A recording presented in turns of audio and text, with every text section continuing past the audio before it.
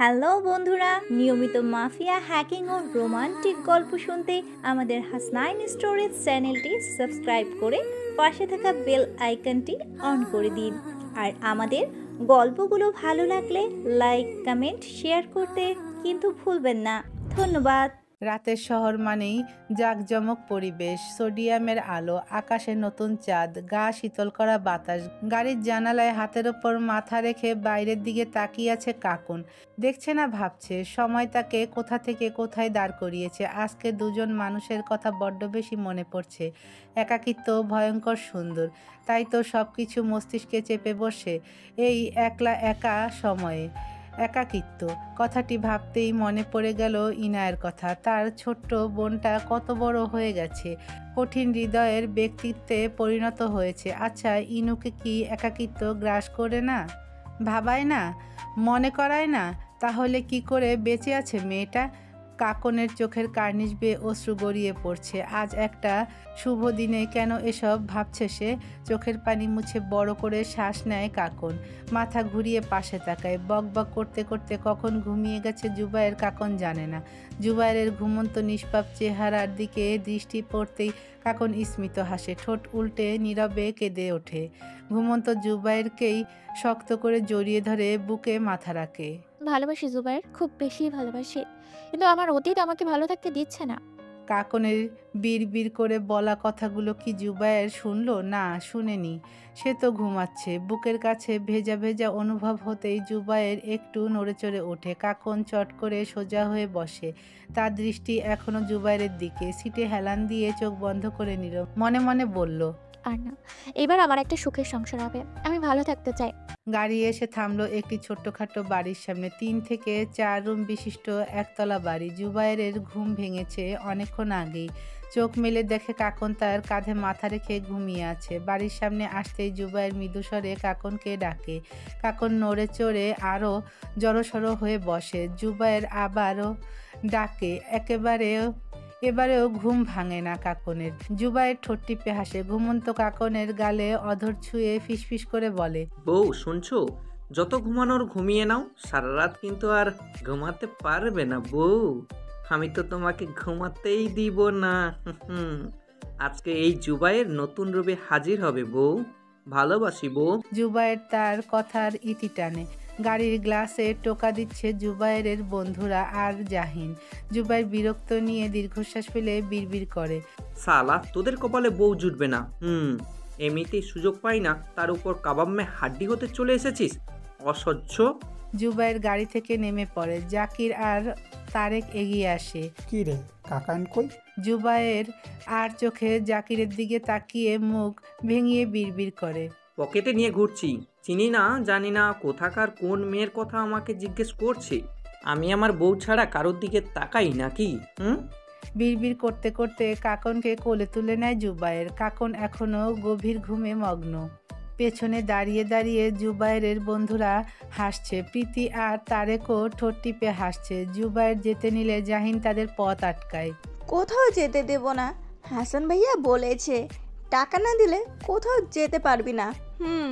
জুবায়ের দাঁত কটমট করে হাসানের দিকে তাকায়। হাসান দাঁত কেলিয়ে হাসে। জুবায়ের পকেট থেকে মানিব্যাগ বের করে জাহিনের হাতে দিয়ে হাসানের দিকে তাকায়। দাঁতে দাঁত চেপে বলে, ডোন্ট ডিস্টার্ব মি, না হলে তোদের সব কয়টাকে এখানে উল্টো করে ঝুলিয়ে রাখবো। যা বাড়ি যা। জুবায়ের কথা শোনার সময় নেই তাদের। মানিব্যাগটা নিয়ে সবাই টাকা নিয়ে চলে গেল পার্টি করতে। জুবায়ের সোজা নিজের ঘরে চলে গেল। জাহিন এসে দাঁড়ালো জাকিরের পাশে। জাকির তারেক আর প্রীতির সাথে কথা বলছিল। তাদের থাকতে বললেও তারা রাজি হয় না। অবশেষে বিদায় নিয়ে গাড়িতে বসে প্রীতি ও তারেক। তাদের গাড়ি দৃষ্টির আড়াল হতেই জাকির জাহিনের দিকে তাকায়। জাহিনের মাথায় হাত রেখে বলে, ঘুম পাচ্ছে। জাহিন উপর নিচ মাথা নাড়ল। জাকির জাহিনের কাঁধে হাত রেখে বাড়ির দিকে পা বাড়ায়। দূর থেকে তাদের চলে যাওয়াটা দেখলো কাফি। কি এক অবস্থা তার! প্রেমে পড়লে নাকি মানুষ কত কি করে, কাফিও তার ব্যতিক্রম নয়। এই শ্যামবতীর প্রেমে পড়ে গেছে সে। নিজেকে কেমন খাপছাড়া লাগে। এখন আবার 5 ঘন্টা জার্নি করে জমিদার বাড়িতে যেতে হবে। প্রীতির মনটা আজ ফুরফুরে, তাই তো সে গান ধরেছে রবীন্দ্রনাথের লেখা মায়াবন বিহারিণী। প্রিয়তমার মিষ্টি কণ্ঠস্বরের গান শুনে মুস্কি মুস্কি হাসছে তারেক। আজ এত খুশি যে ম্যাডাম? প্রীতি মাথা ঘুরিয়ে তারেকের দিকে তাকায়, সিটে মাথা ঠেকিয়ে বলে, আচ্ছা, আমার রোদের কি হবে বলতো? জুবাইয়ের জুনিয়র হয়ে বিয়ে করে বউ এনে ফেললো, ওদিকে তোমার ছেলের কোনো খবর নেই। তারেক নীরবে দীর্ঘশ্বাস ফেলে, ড্রাইভিংয়ে মনোযোগ রেখেই বলে, ছেলেকে আশা করে দিয়েছে? তোমার ছেলে আমার কোনো কথা শুনে নিজেই নিজের মর্জির মালিক সে। প্রীতি মুখ ভেঙচে বলে, অমনি রোদ এখন শুধু আমার ছেলে, তাই না? তারেক বুঝতে পারছে তার প্রিয়তমা রেগে যাচ্ছে, তাই কথা ঘুরিয়ে বলে, প্রিয়া মেয়েটা কোনো দিক দিয়ে কম ছিল? দেখতে সুন্দর, পড়াশোনা ভালো, মন্ত্রীর মেয়ে। আর সবচেয়ে বড় কথা, প্রিয়া নিজে থেকেই রোদকে বিয়ে করার জন্য জানিয়েছিল। আর তোমার ছেলে, মানে আমাদের ছেলে কি করলো? মেয়েটাকে নাকি যা তা বলে অপমান করেছে। প্রতিদিন আমাকে ফোন করে কান্না করে, রোদকে বোঝাতে বলে। রোদ কি আর বোঝার পাত্র? দীর্ঘশ্বাস ফেলে তারেক খন্দকার। প্রিয়ার নাম শুনেই চোখ মুখ কুঁচকে অন্যদিকে তাকায় প্রীতি। প্রিয়া নামক মেয়েটাকে তার কোনো কালেই ভালো লাগেনি। সে একজন নারী সংগঠনের প্রধান, মেয়েদের চোখ মুখ দেখলেই বুঝতে পারে কার মাঝে ঘাপলা আছে। প্রিয়াকে কখনোই সুবিধার মনে হয়নি। তেজওয়ান বেশ করেছে বিয়ের কথাটা রিজেক্ট করে দিয়ে। খাটের মাঝখানে ঘোমটা দিয়ে বসে আছে কাকন। ঘুম ভেঙেছে খানিকক্ষণ আগেই। উঠে দেখে সে রুমে একা, জুবায়ের নেই। ফুলে সজ্জিত বিছানায় সে একাই নিদ্রা যাপন করছিল। কি আর করবে, তাই ঘোমটা দিয়ে বসে আছে। ফোনটা বিছানায় ছিল, উঠিয়ে দেখলো 1টা বাজে। এত রাতে জুবায়ের কোথায়? কাকনের ভাবনার মাঝেই জুবায়ের দরজা খুলে প্রবেশ করে। কাকন ঘোমটার আড়ালে জুবায়ের দিকে তাকালো। ছাই রঙের গেঞ্জি, সাথে 3/4 প্যান্ট। বেশ হওনি কেন? কাকন ঘোমটা তুলে এবার সরাসরি তাকালো। জুবায়ের শান্তভাবে দাঁড়িয়ে আছে। কাকনকে কিছু না বলতে দেখে জুবায়ের ভ্রু উঁচু করে বলল, নাকি চাইছো আমি করিয়ে দেব? কাকন মাথা নামিয়ে নেয়, বিড়বিড় করে বলে। অশুভ, কাকন বিছানা থেকে নেমে ওয়াশরুমে চলে যায়। জুবায়ের ঠোঁট টিপে হাসে, মনে মনে বলে, অসভ্য কাকে বলে একটু পরেই জানতে পারবে বউ। বেশ খানিকক্ষণ সময় অতিবাহিত হয়ে যাওয়ার পরেও কাকন বের হচ্ছে না দেখে জুবায়ের ওয়াশরুমের দরজায় জোরে টোকা দিতে থাকে। বউ, তুমি ঠিক আছো তো? নাকি আছাড় খেয়ে মাজা ভেঙে ফেলেছো? মা, তাহলে আমার কি হবে? আমার বাসরের কি হবে? আমার বউ। কাকন ভেতরে চুপ করে দাঁড়িয়ে আছে বোকার মতো। কি এক কাজ করেছে সে! ওয়াশরুমে কোনো কাপড়ই নিয়ে আসেনি, শাড়িটাও খুলে ভিজিয়ে ফেলেছে। এভাবে বের হবে কি করে? জুবায়ের এতক্ষণ মজা করলো, এবার সে চিন্তিত। গলার স্বর কিছুটা গম্ভীর হয়ে আসলো। কাকন, ঠিক আছো তো তুমি? এই মেয়ে কথা বলছো না কেন? এটুকু বলেই জুবায়ের দরজায় ধাক্কা দিতে লাগলো। তখন কাকন বলে উঠল। ঠিক আছে, আমি ঠিক আছে। জুবায়ের কপট রাগ দেখিয়ে বলল। জলদি বের হও, ফাস্ট। কাকন কি করবে বুঝতে না পেরে শেষমেশ বলেই ফেলল। আমার ড্রেস আনিনি, আপনি একটু বাইরে যান। মস্করা করছো? ড্রেস পরে কি করবে? আমার সামনে তোমার এত লজ্জা কিসের? এমনিতেই একটু পর। বলতে গিয়েও বলল না জুবায়ের। জুবায়েরের রাগান্বিত কণ্ঠস্বর শুনে শেষমেশ সায়া ও ব্লাউজ পরেই বের হয় কাকন। অবশ্য তোয়ালে দিয়ে উপরে ঢেকে রেখেছে। কাকন বাইরে আসতে আরও অবাক হয়। ঘরের লাইট বন্ধ, ঘরের আনাচে কানাচে মোমবাতির মৃদু আলো। আপনা আপনি মুখ হা হয়ে যায় কাকনের। সামনে থাকা বিশাল বড় ফুলের বুকেটার দিকে এগিয়ে যায়, লাল গোলাপের বুকে। কাকন এতটাই বিভোর ছিল যে সে ভুলেই গেছে সে এখন কি অবস্থায় আছে। ওদিকে জুবায়ের অবস্থা যায়, বুকের ভেতর হাতুড়ি পেটাচ্ছে তার। এই বুঝি হৃৎপিণ্ডটা বেরিয়ে আসবে। মনের কোণে মাথাচাড়া দিয়ে উঠেছে সুপ্ত বাসনা। এটা অপরাধ নয়। এই মেয়েটা তার বিয়ে করা বউ, তার একান্ত ব্যক্তিগত সম্পদ। নিজের শীতল কোমরে উষ্ণ হাতের স্পর্শ অনুভব করতেই কাকনের শরীর বরফের মতো জমে গেছে, গলা শুকিয়ে আসছে। জুবায়েরের বেহায়া হাতের স্পর্শ বিচরণ করছে কাকনের কোমর থেকে পেটে। নিজের ঘাড়ে গরম নিঃশ্বাসের অনুভব হতেই নিজের ভর ছেড়ে দেয় জুবায়েরের বুকে। তোয়ালেটা কখন শরীর থেকে আলাদা হয়ে গেছে তার খেয়াল নেই। জুবায়েরের উন্মুক্ত বুকের সাথে কাকনের পিঠ স্পর্শ হচ্ছে। জুবায়ের যত্ন সহকারে কাকনের ঘাড়ে মুখ ডুবায়। জুবায়েরের স্পর্শ অধিক থেকে অধিক গভীর হচ্ছে, আর কাকনের শরীর ততটাই নিস্তেজ হয়ে পড়ছে। শুনশান নীরবতা ভেঙে জুবায়ের কাকনের কানের কাছে মুখ নিয়ে আসে, অধর ছুঁয়ে ফিসফিস করে বলে, বউ অনুমতি দাও। কাকন চোখ খিচে জোরে জোরে শ্বাস নিচ্ছে। কাকনকে কিছু বলতে না দেখে জুবায়ের কাকনকে তার দিকে ঘোরায়। কাকনের অধরে অধর ছুঁয়ে গভীর স্পর্শ দিতে থাকে। হালকা কামড় দিতেই কাকন চোখ খুলে। জুবায়ের কাকনের কপালের সাথে কপাল ঠেকিয়ে জোরে জোরে শ্বাস নেয়। বউ জান আমার, একবার, শুধু একবার জান, পাক্কা প্রমিস, জাস্ট একবার। জুবায়ের এমনভাবে কথাটা বলছিল যেন এই মুহূর্তে সে যা চায় তা না পেলে মরে যাবে। জুবায়ের পুরো মুখ ঘেমে নিয়ে একাকার, কপাল বেয়ে ঘাম পড়ছে। কাকন মাথা নামিয়ে নেয়। জুবায়ের প্রশস্ত সুমসৃণ বুকে হাত রাখে। এক পলক জুবায়ের চোখের দিকে তাকিয়ে শুকনো ঢোক গিলে ফিসফিস করে বলে, ভালোবাসে। জুবায়ের ঠোঁটে প্রশস্ত হয় ফিচেল হাসি। নিজের ঠোঁট নিজে কামড়ে ধরে কাকনকে কোলে তুলে নেয়। বিছানার দিকে এগিয়ে যেতে যেতে বলে, সরি বা নট সরি বউ, আই লাভ ইউ বাডলি। পুরো শহর গভীর নিদ্রায় আচ্ছন্ন। ঘুম নেই লতার চোখে। সেই যে পলাশ বাড়ি থেকে বেরিয়েছে আর ফেরেনি। এই ছেলেটা সবসময় এমন করে। বকুল ঘুমাচ্ছে। লতা লুকিয়ে লুকিয়ে ঘর থেকে বের হয়। কিছু ভালো লাগছে না তার। এতদিন তো জাহিন ছিল, এখন তো আবার আগের মতো একা থাকতে হবে। লতা ভাবলো ছাদে যাওয়া যাক। সেই ভেবেই সিঁড়ি বেয়ে উপরে উঠতে লাগলো। ইনায়ার ঘরে আলো জ্বলছে, দরজাটাও খোলা। লতা কিছু একটা ভেবে এগিয়ে গেল। দরজার বাইরে দাঁড়িয়ে ভেতরে পর্যবেক্ষণ করলো। ভেতরে তো ইনায়া নেই, গেল কোথায়? এমন সময় ওয়াশরুম থেকে বের হলো তেজন। তার কোলে অচেতন অবস্থায় পড়ে আছে ইনায়া। লতা হুড়মুড়িয়ে ভেতরে ঢুকলো। তেজন সেদিকে পাত্তা না দিয়ে ইনায়াকে সোফার ওপর বসালো। এগিয়ে গেল আলমারির দিকে। সেখান থেকে একটি লং শার্ট আর প্লাজো বের করে লতার দিকে এগিয়ে দিল। বদলে দাও, আমি আসছি। লতাকে কিছু বলতে না দিয়ে তেজন বেরিয়ে গেল। যাওয়ার আগে বলে গেল, কাউকে কিছু বলার দরকার নেই, আমি কিছুক্ষণের মধ্যেই আসছি। লতা তেজনের কথা মতো ইনার পোশাক বদলে দেয়। কিছু সময় পর তেজন ফিরে আসে, তার হাতে ওষুধের শিশি। লতা তেজনের দিকে তাকিয়ে দাঁড়িয়ে রইল। তেজন ইনায়াকে কোলে নিয়ে বিছানায় শুয়ে দিল। সিরিঞ্জে ওষুধ নিয়ে ইনায়ার ঘাড়ে পুশ করলো। লতা হতভম্বের ন্যায় দেখছে এসব। সিরিঞ্জটা ডাস্টবিনে ফেলে লতার দিকে তাকিয়ে বলল, আজকে তুমি ওর সাথেই থাকো। তেজন চলে যেতে নিলে লতা আমতা আমতা করে জিজ্ঞেস করলো, কি হয়েছে? তেজন পেছন দিকে তাকিয়েই বলল, শরীর দুর্বল, ওষুধগুলো ডক্টরই দিয়েছে। তেজওয়ান চলে গেল। লতা আর কি করবে? বাতি বন্ধ করে ইনায়ের পাশেই শুয়ে পড়ল। তেজওয়ান সোজা ছাদে চলে আসলো। ভাগ্যিস ইনায়ের ঘরে গিয়েছিল, না হলে আজ কি হতো? দীর্ঘশ্বাস ফেলে তেজওয়ান বিড়বিড় করে বলে, আমি আসক্ত, খুব খারাপভাবে আসক্ত তোমার প্রতি সোনা। কেন বুঝতে চাইছো না? তোমার কিছু হয়ে গেলে আমার কি হবে? আমি সব ধ্বংস করে দেব, সব। কিছু একটা মনে আসতেই তেজওয়ানের চোয়াল শক্ত হলো। ঘাড় দুদিকে কাত করে ফুটালো। বিড়বিড় করে বলল, সব কিছুর হিসাব নেব আমি। আর কয়েকটা দিন অপেক্ষা করো অর্কিড, মাত্র কয়েকটা দিন। একটু খেয়াল রেখো নিজের।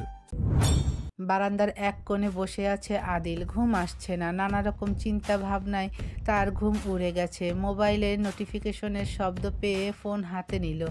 পরিচিত নাম্বার থেকে মেসেজ এসেছে। ভুলে যেও না তুমি, সেখানে কেন আছো? আদিলের গলা শুকিয়ে আসে। হঠাৎ এই কথা কেন বলল? আদিল সাথে সাথে মেসেজ করলো, আমি কি কোনো ভুল করেছি? কোনো জবাব এলো না। আদিলের চেহারায় চিন্তার ছাপ।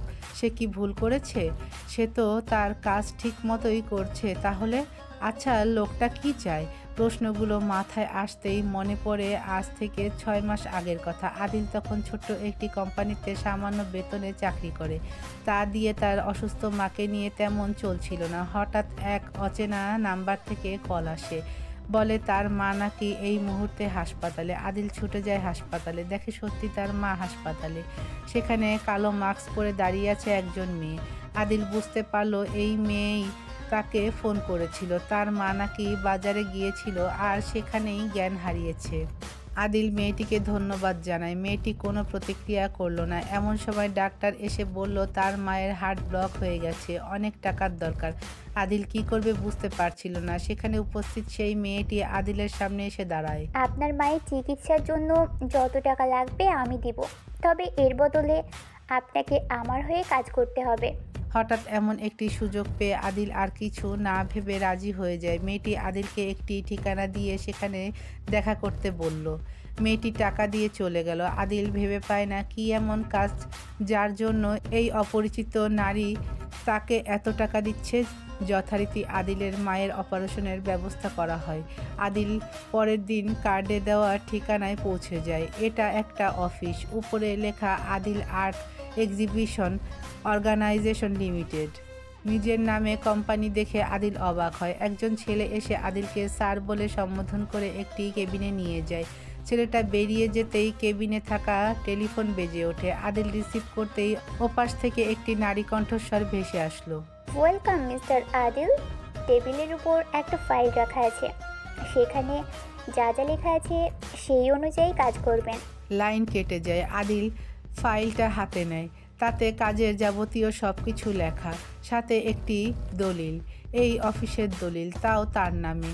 আর সেই ফাইলে লেখা প্ল্যান অনুযায়ী আদিল সব করে। তবে তার জানা নেই কেন এত কিছু। সেই আগন্তুক ব্যক্তির কথা অনুযায়ী আদিল ইনায়ের সাথে দেখা করে, ইনায়াকে কাজের অফার করে। তারপর যা যা হয়েছে সব প্ল্যান অনুযায়ী, এবং ইনায়ের স্কেচগুলোর ভিডিও ওয়েবসাইটে পাবলিশ করা সবটাই ছিল নাটকীয়। সেই অচেনা নারী যেভাবে বলেছে সেভাবেই কাজ করেছে সে। প্রথমে কিছু বুঝতে না পারলেও এখন আদিল বুঝতে পারছে এই দীর্ঘ সময় ধরে চলা প্ল্যানের মূল উদ্দেশ্য এই স্কেচগুলো। আদিল ভেবে পায় না কি এমন আছে ওই স্কেচগুলোতে। হ্যাঁ, সত্যি বলতে স্কেচগুলো মারাত্মক সুন্দর, তাই বলে এত কিছু। যেই টাকা সময় এই স্কেচের পেছনে সেই নারী নষ্ট করেছে, সে চাইলে তো সেই টাকা দিয়ে নামি দামি আর্টিস্টদের দিয়ে এমন হাজারটা স্কেচ বানাতে পারত। আর ইনায়াই বা কেন দিতে চাইছে না? আদিলের জানা নেই এসবের উত্তর। তবে একটা কথা খুব ভালোভাবে বুঝে গেছে সে, আর তা হলো সেই নারীটি এই স্কেচগুলোর জন্য সব কিছু করতে পারে, আর সে এসব করতে বাধ্য। তার মায়ের জীবন বাঁচিয়েছে ওই নারী, তার কাছে আর কিছুই গুরুত্ব রাখে না।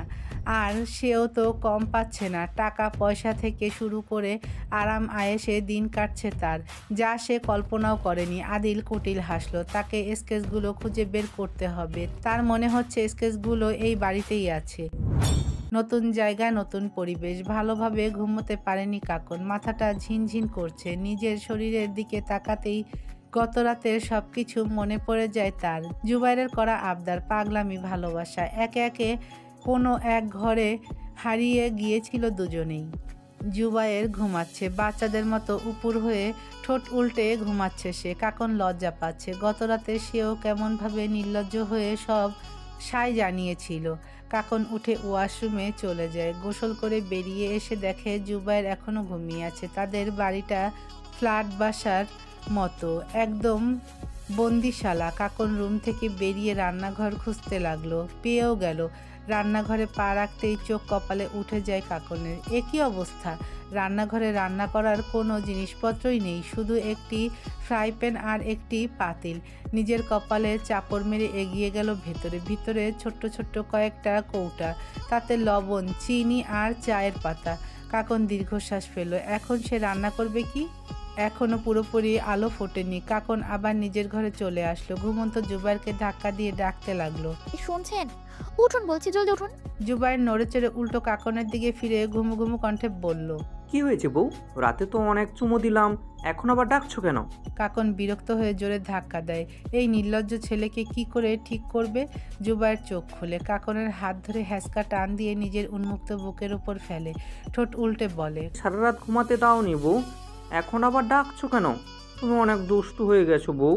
কাকন ভ্রু কুঁচকে জুবাইরের মুখের দিকে তাকায়। কি বলে এই ছেলে? সে নাকি ঘুমোতে দেয়নি, উল্টো সেই তো তাকে। কাকন চট করে উঠে দাঁড়ায়, জুবাইরের হাত ধরে টানতে শুরু করে। শেষমেশ জুবাইর চোখ খুলে। কাকন কপট রাগ দেখিয়ে গম্ভীর গলায় বলে, 10 মিনিটের মধ্যে ফ্রেশ হয়ে রুমের বাইরে আসুন। 1 মিনিট যদি লেট হয়েছে তো। কাকন আর কিছু বলতে পারে না। জুবাইর বিছানা থেকে নেমে টুপ করে কাকনের ঠোঁটে চুমু খেয়ে মুচকি হেসে বলে, আমার বউ বিয়ের পরে এই প্রথম আমার কাছে একটা চুমু চেয়েছে, আমি না দিয়ে পারি বলো?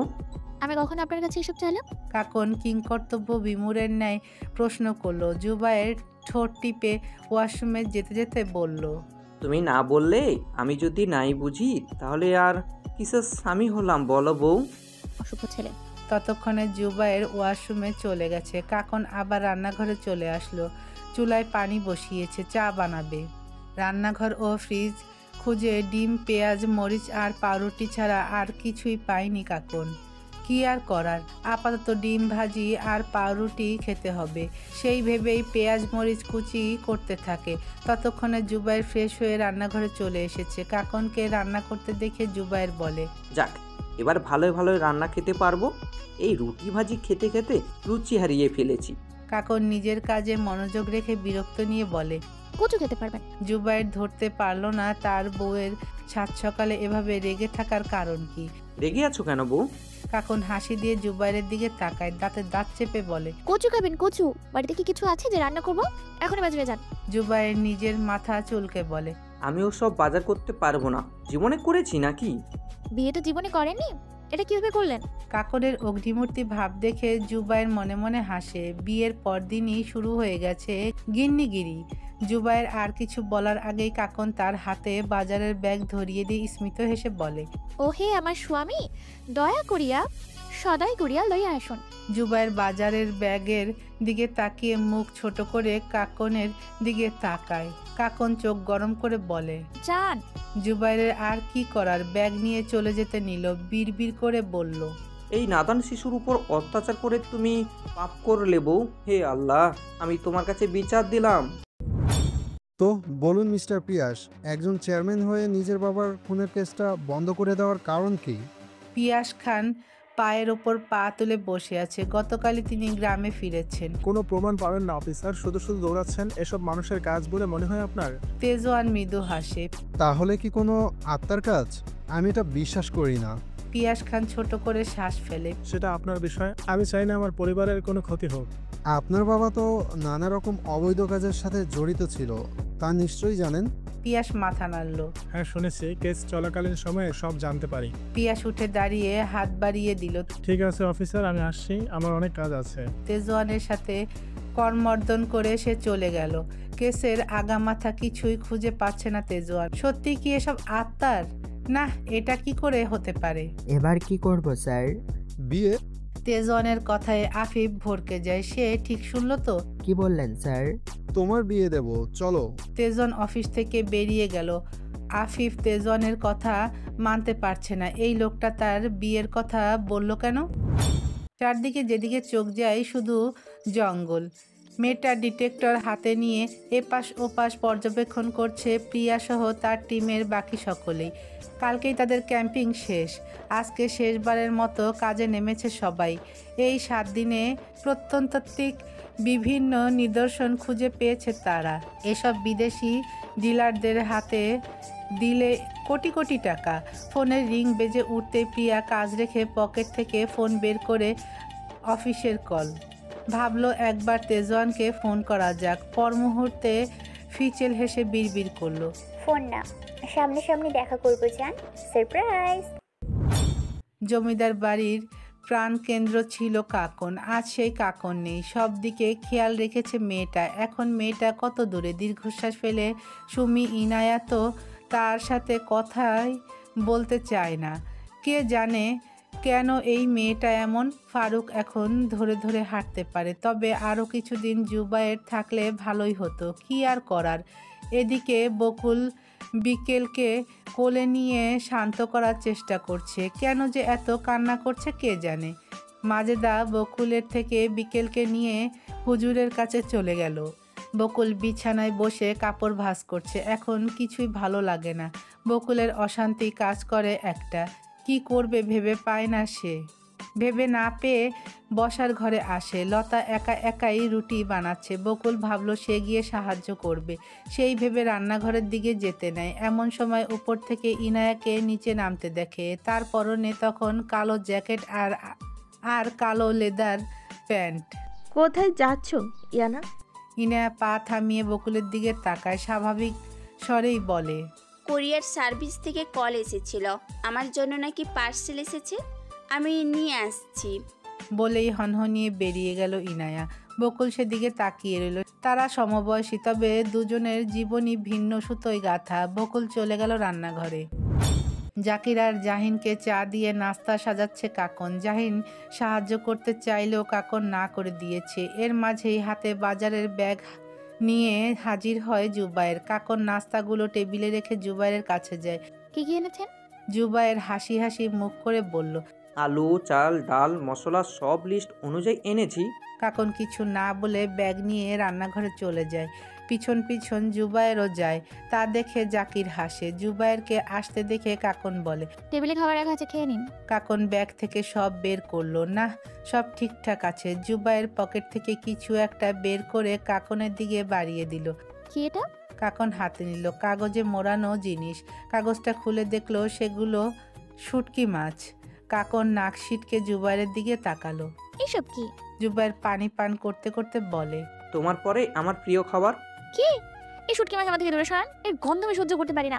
এই বলে কাগজটা জুবায়ের হাতে ধরিয়ে দিল। জুবায়ের ভ্রুকুসকে বলে, আমার পছন্দের জিনিসটা তুমি আমাকে খাওয়াবে না? কাকন চোখ মুখ কুসকে বলল, আমি পারবো না, আপনি যান এখান থেকে। জুবায়ের শুটকি মাছটা সাইডে রেখে কাকনের মুখোমুখি দাঁড়ালো। কাকনের কোমর ধরে তার কাছাকাছি নিয়ে আসলো। হাসকি সুরে বলল, হয় শুটকি না হয় তোমার ঠোঁট, বলো কোনটা? মানে আপনি আমার ঠোঁটের সাথে শুটকি তুলনা করছেন? জুবায়ের বাচ্চাদের মতো ঠোঁট উল্টে বলল, না বউ, যেন তেন শুটকি না, ইলিশের শুটকি, অনেক দামি শুটকি। তোমার ঠোঁটের কাছে এই দামি শুটকিও হার মেনে যাবে। কাকনের মেজাজ খারাপ হলো। প্রথমে লবণের সাথে তুলনা, এখন আবার শুটকি। ভবিষ্যতে না জানি কিসের সাথে তুলনা দিয়ে বসে। আসলেই মাথায় সমস্যা। সাফি, এই সাফি। এই বাবাগুলোও না বউকে আদর করতে আসলেই ডাকাডাকি শুরু। আসছি আমি। বাবার ডাক শুনে দীর্ঘশ্বাস ফেলল জুবায়ের। বিরক্তি নিয়ে বিড়বিড় করলো। শেষ কথাটা জোরে করেই বলল। জুবায়ের এমন প্রতিক্রিয়া দেখে কাকন ঠোঁট টিপে হাসে। জুবায়ের চলে যায় রান্নাঘর থেকে। ঝিঝি পোকার ডাক, নিস্তব্ধ নিরিবিলি চারদিক। টিপ টিপ করে চোখ খোলে ইনায়া। মোমবাতির নিভু নিভু আলোতে সবকিছু অস্পষ্ট ভাসছে চোখের সামনে। মাথা ধরে উঠে বসলো বিছানায়। আশেপাশে তাকিয়ে বোঝার চেষ্টা করলো সে কোথায় আছে। না, এটা তো তার রুম নয়, তাহলে কার? মোমবাতির মৃদু আলো অনুসরণ করে ঘাড় ঘুরিয়ে পেছনে তাকালো। ঠোঁটে সিগারেট চেপে বারবার ধোঁয়া উড়াচ্ছে কেউ একজন। স্পষ্ট বুঝতে পারছে না কে সে। এমনিতেই শ্বাস নিতে কষ্ট হচ্ছিল তার উপর সিগারেটের ধোঁয়া। না পেরে কাশি শুরু হলো ইনায়ার। কানে ভেসে আসলো গম্ভীর গলার কণ্ঠস্বর, ঠিক আছো সোনা? আওয়াজটা পরিচিত মনে হলেও এই মুহূর্তে ধরতে পারছে না। ইনায়ার মনে হচ্ছে এই বুঝি মাথার রগগুলো ছিঁড়ে যাবে। আস্তে আস্তে সিগারেটের ধোঁয়া মিলিয়ে গেছে। ইনায়া আবার চোখ খুলল। না, এখনো কিচ্ছু দেখতে পাচ্ছে না। আবারও ভেসে আসলো সেই কণ্ঠস্বর। অর্কিড। ধপ করে সামনে তাকালো ইনায়া। মোমবাতির মৃদু সোনালি আলোতে তেজনের দুশ্চিন্তাগ্রস্ত মুখোদয় ধীরে ধীরে স্পষ্ট হলো। ইনায়ার গলা দিয়ে এখনো শব্দ বের হচ্ছে না। থেমে থেমে বলল, আমি কোথায়? তেজওয়ান ইনায়াকে পাজা কোলে তুলে নিল। ইনায়ার কপালে ঠোঁট ছুঁয়ে সামনের দিকে হাঁটা ধরলো। ইনায়ার ইচ্ছে না থাকা সত্ত্বেও কিছু বলতে বা করতে পারল না। তার শরীরে সেই শক্তিটুকুও নেই। অন্ধকারের মধ্যে দিয়েই হেঁটে চলেছে তেজওয়ান। শুধু জুতোর খটখট শব্দ কানে বাজছে ইনায়ার। ইনায়া তার গলার কাছে ভেজা ভেজা অনুভব করলো। চমকে উঠল খানিকটা। হাত দিয়ে গলার কাছে স্পর্শ করতেই তরল জাতীয় পদার্থ হাতে চলে আসলো। অন্ধকারে জিনিসটা কি তা বুঝতে পারল না। অবশেষে আলোর দেখা মিলল। আবার চোখ বুলালো চারদিকে। এটা কার বাড়ি? তেজন সিঁড়ি বেয়ে নিচে নামলো। বাড়ির বাইরে বেরিয়ে ইনায়াকে গাড়িতে বসিয়ে দিল। তেজনও বসলো। ইনায়া অবাক হলো, কারণ এখন রাত বললে ভুল হবে, গভীর রাত। আশেপাশে শুনশান নীরবতা, গা ছমছমে পরিবেশ। মনে করার চেষ্টা করতে লাগলো প্রথম থেকে। সে তো বাড়ি থেকে সকালে বের হয়েছিল, তারপর পৌরসভার সামনে পার্সেল রিসিভ করলো। তারপর কি হলো কিছু মনে পড়ছে না ইনায়ার। মাথা ব্যথা করছে, বেশি চাপ দিয়ে ফেলেছে মাথায়। সে এখানে কেন, আর এই জায়গাটাই বা কোথায়? প্রশ্নের উত্তর খোঁজার জন্য ড্রাইভিং সিটে বসা তেজওয়ানের দিকে তাকালো। গাড়িতে থাকা মৃদু আলোতে তেজওয়ানকে দেখেই আটকে উঠল। নিজের হাত দুটো আপনা আপনি নিজের মুখে চলে এসেছে। তেজওয়ানের পরনে থাকা শুভ্র শার্ট রক্তে লাল হয়ে আছে। কিছু কিছু জায়গা শুকিয়ে গেছে, হাতে গভীর ক্ষত, সেখান থেকে এখনো টপ টপ করে রক্ত পড়ছে। ইনায়ার চোখ দুটো কপালে ওঠার উপক্রম। কি হয়েছে এত সময়? আপনার হাতে কথা বলো না অর্কিড। ইনায়া অবাক হয়ে তেজওয়ানের হাত আর রক্তে ভেজা শার্টের দিকেই তাকিয়ে আছে। মনে করার চেষ্টা করলো কি হয়েছে এতটা সময়। ঘন্টাখানেক বাদে তেজওয়ান গাড়ি থামালো। ইনায়া শান্ত চোখে তার দিকে তাকালো। তেজওয়ান ইনায়াকে রেখে গাড়ি থেকে নেমে পড়লো। মিনিট 10 পর হাতে দুটি প্যাকেট নিয়ে ফিরে আসলো। একটি প্যাকেট ইনায়ার দিকে এগিয়ে দিয়ে গম্ভীর গলায় বলল, খেয়ে নাও। ইনায়া প্যাকেটটা খুলেও দেখলো না, রেখে দিল। গাড়ির সাইড ড্রয়ার থেকে ফার্স্ট এইড বক্স বের করলো। তেজওয়ান গাড়ির স্টিয়ারিং স্পর্শ করার আগে ইনায়া খপ করে তার হাত ধরে ফেললো। আপাতত তেজওয়ানের হাতের রক্ত পড়া থামাতে হবে, বাকিটা পরে কোনোভাবে জেনেই নেবে। তেজওয়ানের হাত নিয়ে রাখে নিজের পায়ের উপর। তেজওয়ান কিছু বলছে না, নির্লিপ্ত নীরব দৃষ্টিতে তাকিয়ে আছে ইনায়ার দিকে। ইনায়া মাথা নিচু করে অ্যান্টিসেপটিক লাগিয়ে দিল। যাক, এতটা গভীর ক্ষত হয়নি, সেলাই পড়বে না। যত্ন সহকারে ব্যান্ডেজ করে দিল তেজওয়ানকে। তেজওয়ান আর কোনো কথা বলল না। ইনায়া জানালার দিকে ফিরে বসলো। কিছু তো মনে পড়ুক, তাও পড়ছে না। মাথা ঘুরিয়ে তেজওয়ানের দিকে তাকাতেই আবার সাথে সাথে মাথা ঘুরিয়ে নেয়, মনে মনে আওড়ায়, বেসরম। তেজওয়ান তার শার্ট খুলে ফেলে, প্যাকেট থেকে নতুন একটি গেঞ্জি বের করে পরে নেয়। সাইড থেকে একটি কাগজ বের করে ইনায়ার দিকে এগিয়ে দেয়। সিটে হেলান দিয়ে চোখ বন্ধ করে বলে, পড়ে নাও। ইনায়া কিছু না বলে কাগজটা হাতে নিল। ভ্রু কুঁচকে পড়তে লাগলো, এটা কিসের কাগজ? এটা রেজিস্ট্রি পেপার। ইনায়া অবাক হয়ে তেজওয়ানের দিকে তাকালো। এসব কি? যা দেখছো তাই।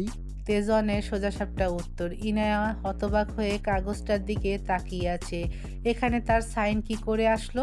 এখানে আমার সাইন কি করে আসলো? কি হচ্ছে এসব? ইনায়া চেঁচিয়ে উঠল। তেজওয়ান চোখ বন্ধ রেখেই বলল, তুমিই করেছো, এখন তুমি আমার আইনত স্ত্রী। ইনায়া ক্ষিপ্ত হয়ে তেজওয়ানের কলার চেপে ধরে, তবে কিছু বলার আগে তেজওয়ান চোখ খোলে। ইনায়াকে হ্যাঁচকা টানে কাছে এনে ফিসফিস করে বলে, তুমি নিজেও জানো না তুমি কোন ট্র্যাপে পড়ে গেছো। আমি তোমাকে নিয়ে কোনো রিস্ক নিতে চাই না সোনা, যখন সেটা হয় আমার প্রাণ ভোমরা। ইনায়া এক ধাক্কা দিয়ে নিজেকে ছাড়িয়ে নিল। কেন এমন করছেন? কি চান আপনি? বলুন আমাকে, কি চান? তেজওয়ান আবার গাড়ি স্টার্ট দেয়, গম্ভীর গলায় বিড়বিড় করে বলে, কয়েকটা দিন অপেক্ষা করো, সব কিছুর হিসাব মিটিয়ে দেবো আমি অর্কিড।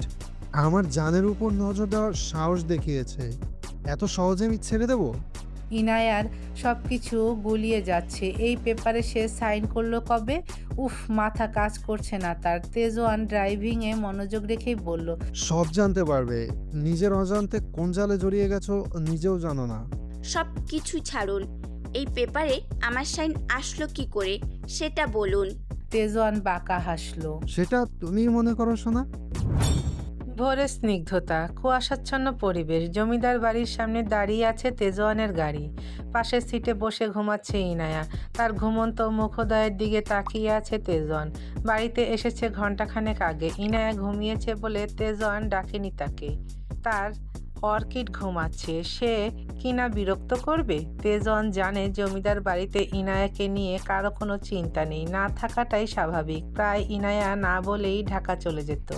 এটা নতুন কিছু না। কেটে যায় আরও 1 ঘন্টা। ইনায়ার ঘুম ভাঙে, চোখ খুলে দেখে সে জমিদার বাড়ির সামনে। আশেপাশে না তাকিয়ে ইনায়া গাড়ি থেকে নেমে পড়ে। ইনায়া নামতেই তেজওয়ান নেমে পড়ে। ইনায়া দ্রুত বাড়ির ভেতর চলে যায়। তেজওয়ান গাড়িতে হেলান দিয়ে দাঁড়ায়। Sorry Orchid, I am so sorry. Tejwan আবার গাড়িতে উঠে বসে। গাড়িতে উঠতেই তেজওয়ানের মুখোদয়ের এক্সপ্রেশন পাল্টে যায়, চোয়াল শক্ত হয়, চোখ দুটো রক্তবর্ণ ধারণ করেছে। ঘাড় কাত করে দাঁতে দাঁত চেপে কিছু একটা বিড়বিড় করে। মোবাইলে কারো একটা নাম্বার ডায়াল করে। রিসিভ হতেই তেজওয়ান ফিচেল হেসে স্বাভাবিকভাবে বলে, যেখানে আছো সেখানেই থাকো, আমি আসছি। তোমার জন্য উপহার আছে, অনেক বড় একটা উপহার। তেজওয়ান মাথা ঘুরিয়ে তাকায় একটি ক্যানভাসের দিকে। শব্দ করে হাসে তেজওয়ান, বিড়বিড় করে বলে, সারপ্রাইজ উপহার। আজকের দিনটা তোমার জীবনের সবচাইতে সুন্দর দিন হতে চলেছে। আমি আসছি। তেজন গাড়ি স্টার্ট দিল। মুহূর্তের মাঝেই দৃষ্টি সীমানা পেরিয়ে চলে গেল তেজন। বাড়ি পুরো ফাঁকা, কেউ নেই বাড়িতে। সে নিয়ে ইনায়ার কিছু যায় আসে না। নিজের রুমে এসে বিছানায় বসলো। মাথা কাজ করছে না তার। আজ হঠাৎ করে তার ভয়ে কাজ করছে। কি হয়েছে গতকাল? আচ্ছা, তার ফোনটা কোথায়? ফোনটা প্যান্টের পকেটে হাতড়ে বের করলো। সকাল 8টার উপরে। এমন সময় ফেসবুক থেকে একটি নোটিফিকেশন আসে ইনায়ার কাছে। ইনায়া নোটিফিকেশন চেক করে। আকস্মিক এমন একটা জিনিস দেখবে ভাবতে পারেনি ইনায়া। আপনা আপনি মুখ হা হয়ে যায়। বসা থেকে দাঁড়িয়ে যায় ইনায়া। ইনায়ার এক বান্ধবী তাকে একটি ভিডিও শেয়ার করেছে, যেখানে একটি নিউজ দেখানো হচ্ছে। নিউজটা হচ্ছে মার্ডার নিয়ে, আর ভিকটিম স্বয়ং আদিল। ইনায়ের গলা শুকিয়ে আসে। ভিডিওটা দ্রুত বন্ধ করে ফেলে। কি জঘন্যভাবে খুন করা হয়েছে আদিলকে ভাবতেই শরীর রিরি করে উঠছে। দুহাত কেটে ছোট ছোট টুকরো করা, পুরো শরীরের চামড়া উঠানো, চোখ না না আর ভাবতে পারছে না। কে করলো এসব? আদিলকে কে? আর কেউ কেন খুন করবে? হুট করে মাথায় আসে তেজনের কথা। তার শরীরে তো রক্ত। না না, সে কেন মারবে? ও ইনায়া, তোর বিয়ে কোথায়? মেসেজটা পড়তেই মনে পড়ে কাফির কথা। শুধু কাফি না, পুরো পরিবারের কথা। মানুষগুলো কোথায়? ইনায়া কি করবে বুঝতে না পেরে দ্রুত কাকনের ফোনে ডায়াল করে। একবার, দুবার, তিনবারের বেলায় ফোন রিসিভ হয় কাকনের। ইনায়া অস্থির কণ্ঠস্বরে জিজ্ঞেস করে, দাদা দাদু কোথায়? আর বাড়ির বাকি সবাই? কাকন ইনায়াকে এভাবে অস্থির হতে দেখে অবাক হয়। শান্ত হ, কোথায় তুই? তোকে কল করলে পাই না কেন? কাকনের কথায় ইনায়ার মেজাজ বিগড়ে যায়। রেগে উত্তেজিত হয়ে বলল, বাড়ির সবাই কোথায়? সবাই আমাদের বাড়িতে, মানে সুবাইদের বাড়িতে আছে। ইনায়া স্বস্তির নিঃশ্বাস ফেলে। কাকন আবার বলে, তুই কোথায়? ইনায়া চোখ বন্ধ করে ছোট্ট করে উত্তর দেয়, জমিদার বাড়িতে। ঢাকা চলে এসেছিলি? সে যাই হোক, আসলে গত রাতে পলাশ মারামারি করেছিল গ্রামের বকার হেলাদের সাথে। সে কি অবস্থা, হাত পা ভেঙে গেছে। এখন আমাদের বাড়ির কাছে এক হাসপাতালে ভর্তি। ডাক্তার ঢাকায় নিয়ে যেতে বললেন। আমার শ্বশুর বাবা সবাইকে এই বাড়ি আসার জন্য বললো। কালকে বিকালে সবাই এসেছে, মানে দাদি, দাদু আর লতা, রহমত কাকা, মাজেদা খালা আর বকুলকে নিয়ে বকুলের থানা বাড়ি গিয়েছে। একাই সব কথা বলছে কাকন। ইনায়া কল কেটে বিছানায় ছুঁড়ে মারলো। আবার মাথা ব্যথা করছে। কোনো রকম উঠে ড্রেসিং টেবিলের সামনে গেল। ড্রয়ার খুলে মাথা ব্যথার ওষুধ বের করে খেয়ে নিল। শরীর বড্ড ক্লান্ত লাগছে। সাথে আদিলের খুন হওয়ার ঘটনাটি শুনে অস্থিরতা বেড়ে গেছে ইনায়ার। বিছানায় গিয়ে শুতেই ঘুম এসে ভর করলো তার চোখে। এটা কি ঘুম নাকি জ্ঞান হারানো? হাসপাতালের কেবিনে মরার মতো পড়ে আছে পলাশ। না পারছে উঠতে, না পারছে হাত নাড়িয়ে কিছু করতে। নিজেকে এখন জীবন্ত কাঠের পুতুল মনে হচ্ছে। বিরক্তি নিয়ে বারবার নার্সের দিকে তাকাচ্ছে। একটু বসতে দিলে কি এমন হবে? নার্স মেয়েটা বসে বসে নিজের মতো ফোন টিপছে। সেই মুহূর্তেই কেবিনে প্রবেশ করে কাকন আর জুবায়ের। তাদেরকে দেখে পলাশ যেন জোর ফিরে পেল। আপা, এই চুপ, নাড়াচাড়া করস কেন ছেলে? নার্সের ধমক খেয়ে আবার চুপ হয়ে গেল পলাশ। কি কুক্ষণেই না ঝামেলা করতে গিয়েছিল? করবেই বা না কেন? তার বিনির নামে কেউ বাজে কথা বলবে সে বসে থাকবে? কখনোই না। আমার তো হালকাই লাগছে। শালারা 6 মাসের আগে বিছানা ছাড়তে পারবো না। মনে মনে কথাটা ভেবে খুশি খুশি অনুভব হয় পলাশের। শালাবাবু, কি এত ভাবো? একে তো মারামারি করে হসপিটালে ভর্তি। তোমার জন্য এখন আমার বউটা আমাকে পাত্তাই দেয় না। জুবায়ের কথা শুনে কাকন চোখ মুখ কুঁচকে বিরক্ত নিয়ে তাকায়। জুবায়ের মুখ ভেঙিয়ে পলাশের কাছে গিয়ে বসে। পলাশ হাসছে। পলাশকে হাসতে দেখে জুবায়ের বলে, হাসতেছ তো? একবার বিয়ে করো, তারপর না বুঝবা কি যন্ত্রণা। পলাশ শব্দ করে হেসে ওঠে। কাকন পেছন থেকে বলে, এই চুপ করবেন আপনি? পলাশ খাবার এনেছে, খেয়ে ওষুধ খা। পলাশ কাকন আর জুবায়ের হাতের দিকে তাকায়। খাবারের টিকিটাও তো দেখতে পাচ্ছে না। কাকন জুবায়ের হাত ধরে টেনে দাঁড় করায়। নার্স ততক্ষণে চলে গেছে। খাবার কই? কাকন উত্তর দেয় না। জুবায়েরকে নিয়ে চলে যায়। যেতে যেতে বলে, পাঠিয়ে দিচ্ছি। কাকনরা চলে যেতে হাতে খাবারের বক্স নিয়ে ভেতরে আসে লতা। লতাকে দেখে পলাশ অবাক হয়। বিশ্বাস করতে পারছে না সত্যি লতা এসেছে। লতা গম্ভীর মুখে পলাশের সামনে এসে বসে। বিনা বাক্যে খাবার বের করে পলাশের মুখের সামনে ধরে। পলাশও চুপচাপ খাচ্ছে। খাওয়া শেষ হতেই লতা উঠে চলে যেতে নিলে পলাশ পেছন থেকে বলে ওঠে, এবারের মতো মাফ করে দে, এই যে কসম আর কখনো মারামারি করব না। লতা পেছনে তাকায়। পলাশ অসহায় দৃষ্টিতে তাকিয়ে আছে। লতা নিজের কান্না লুকিয়ে কঠিন সুরে বলে, থাক, অভ্যাস হয়ে গেছে, আর কথা দিতে হবে না। তুমি মরলে আমার কি? কিছু না, আরো বেশি বেশি মারামারি করো। লতা বেরিয়ে যেতে নেয়। ভেবে বলছিস তো? আমি কিন্তু সত্যি। লতা এবার ঘুরে দাঁড়ায়, চোখ ছলছল করছে তার। অভিমানী স্বরে বলে, তুমি আমাকে ভালোই বাসো না। লতা আর থামে না, বেরিয়ে যায়। পলাশ ঠোঁট টিপে হাসে, মনে মনে বিড়বিড় করে, খুব বেশি ভালোবাসি রে পাগলি, খুব বেশি। গ্রাম পেরিয়ে মোটামুটি শহুরে এলাকা। ছোট্ট একটি ক্যাফের সামনে গাড়ি থামায় তেজওয়ান। বাইরে দাঁড়িয়ে থাকা প্রিয়া দ্রুত গাড়িতে উঠে বসে। প্রিয়া এখনো বিশ্বাস করতে পারছে না তেজওয়ান তাকে আসতে বলেছে, তাকে উপহার দেবে। হাসি হাসি মুখ নিয়ে বসে প্রিয়া। প্রিয়াকে দেখে তেজওয়ান মৃদু হাসে। Are you fine? তেজওয়ানের প্রশ্নে প্রিয়া মুচকি হেসে উত্তর দেয়, তুমি যেখানে আমাকে ডেকেছো আমি ভালো না থেকে পারি? আমি জানতাম তুমি একদিন না একদিন আমার ভালোবাসাটা বুঝবে। তেজওয়ান স্মিত হাসে। তা তো অবশ্যই। আমি ছাড়া আর কে বুঝবে তোমাকে? সে যাই হোক, তোমার জন্য কি উপহার এনেছি দেখতে চাও না? প্রিয়া সোজা হয়ে বসে কৌতূহল নিয়ে বলে, তুমি আমার জন্য উপহার এনেছো? তেজওয়ান কিছু বলল না। ফিচেল হেসে পেছনের সিট থেকে চকচকে কাগজ দিয়ে মোড়ানো ক্যানভাসটা প্রিয়ার হাতে দেয়। প্রিয়া অবাক হয়। এটা কি? খুলে দেখো। প্রিয়া কাগজটা খুলে ফেললো। ভেতরে একটা সাদা ক্যানভাস। এটা তো খালি। তেজওয়ান গাড়ি স্টার্ট দিল। এটাই আমার উপহার, এবার সারপ্রাইজটা দেওয়া যাক। তেজওয়ানের ঠোঁটে বাঁকা হাসি। প্রিয়া কিছু বুঝতে পারল না। প্রিয়ার গলা শুকিয়ে আসছে। তেজওয়ান খুব বেশি স্পিডে গাড়ি চালাচ্ছে। ধীরে চালাও তেজওয়ান, আমার ভয় করছে। তেজওয়ান কিছু একটা বিড়বিড় করছিল। প্রিয়ার কথা শুনে তেজওয়ান তার দিকে তাকিয়ে মুচকি হাসে। গতি কমালে তো পৌঁছাতে দেরি হবে, তোমাকে তাড়াতাড়ি পৌঁছাতে হবে তো।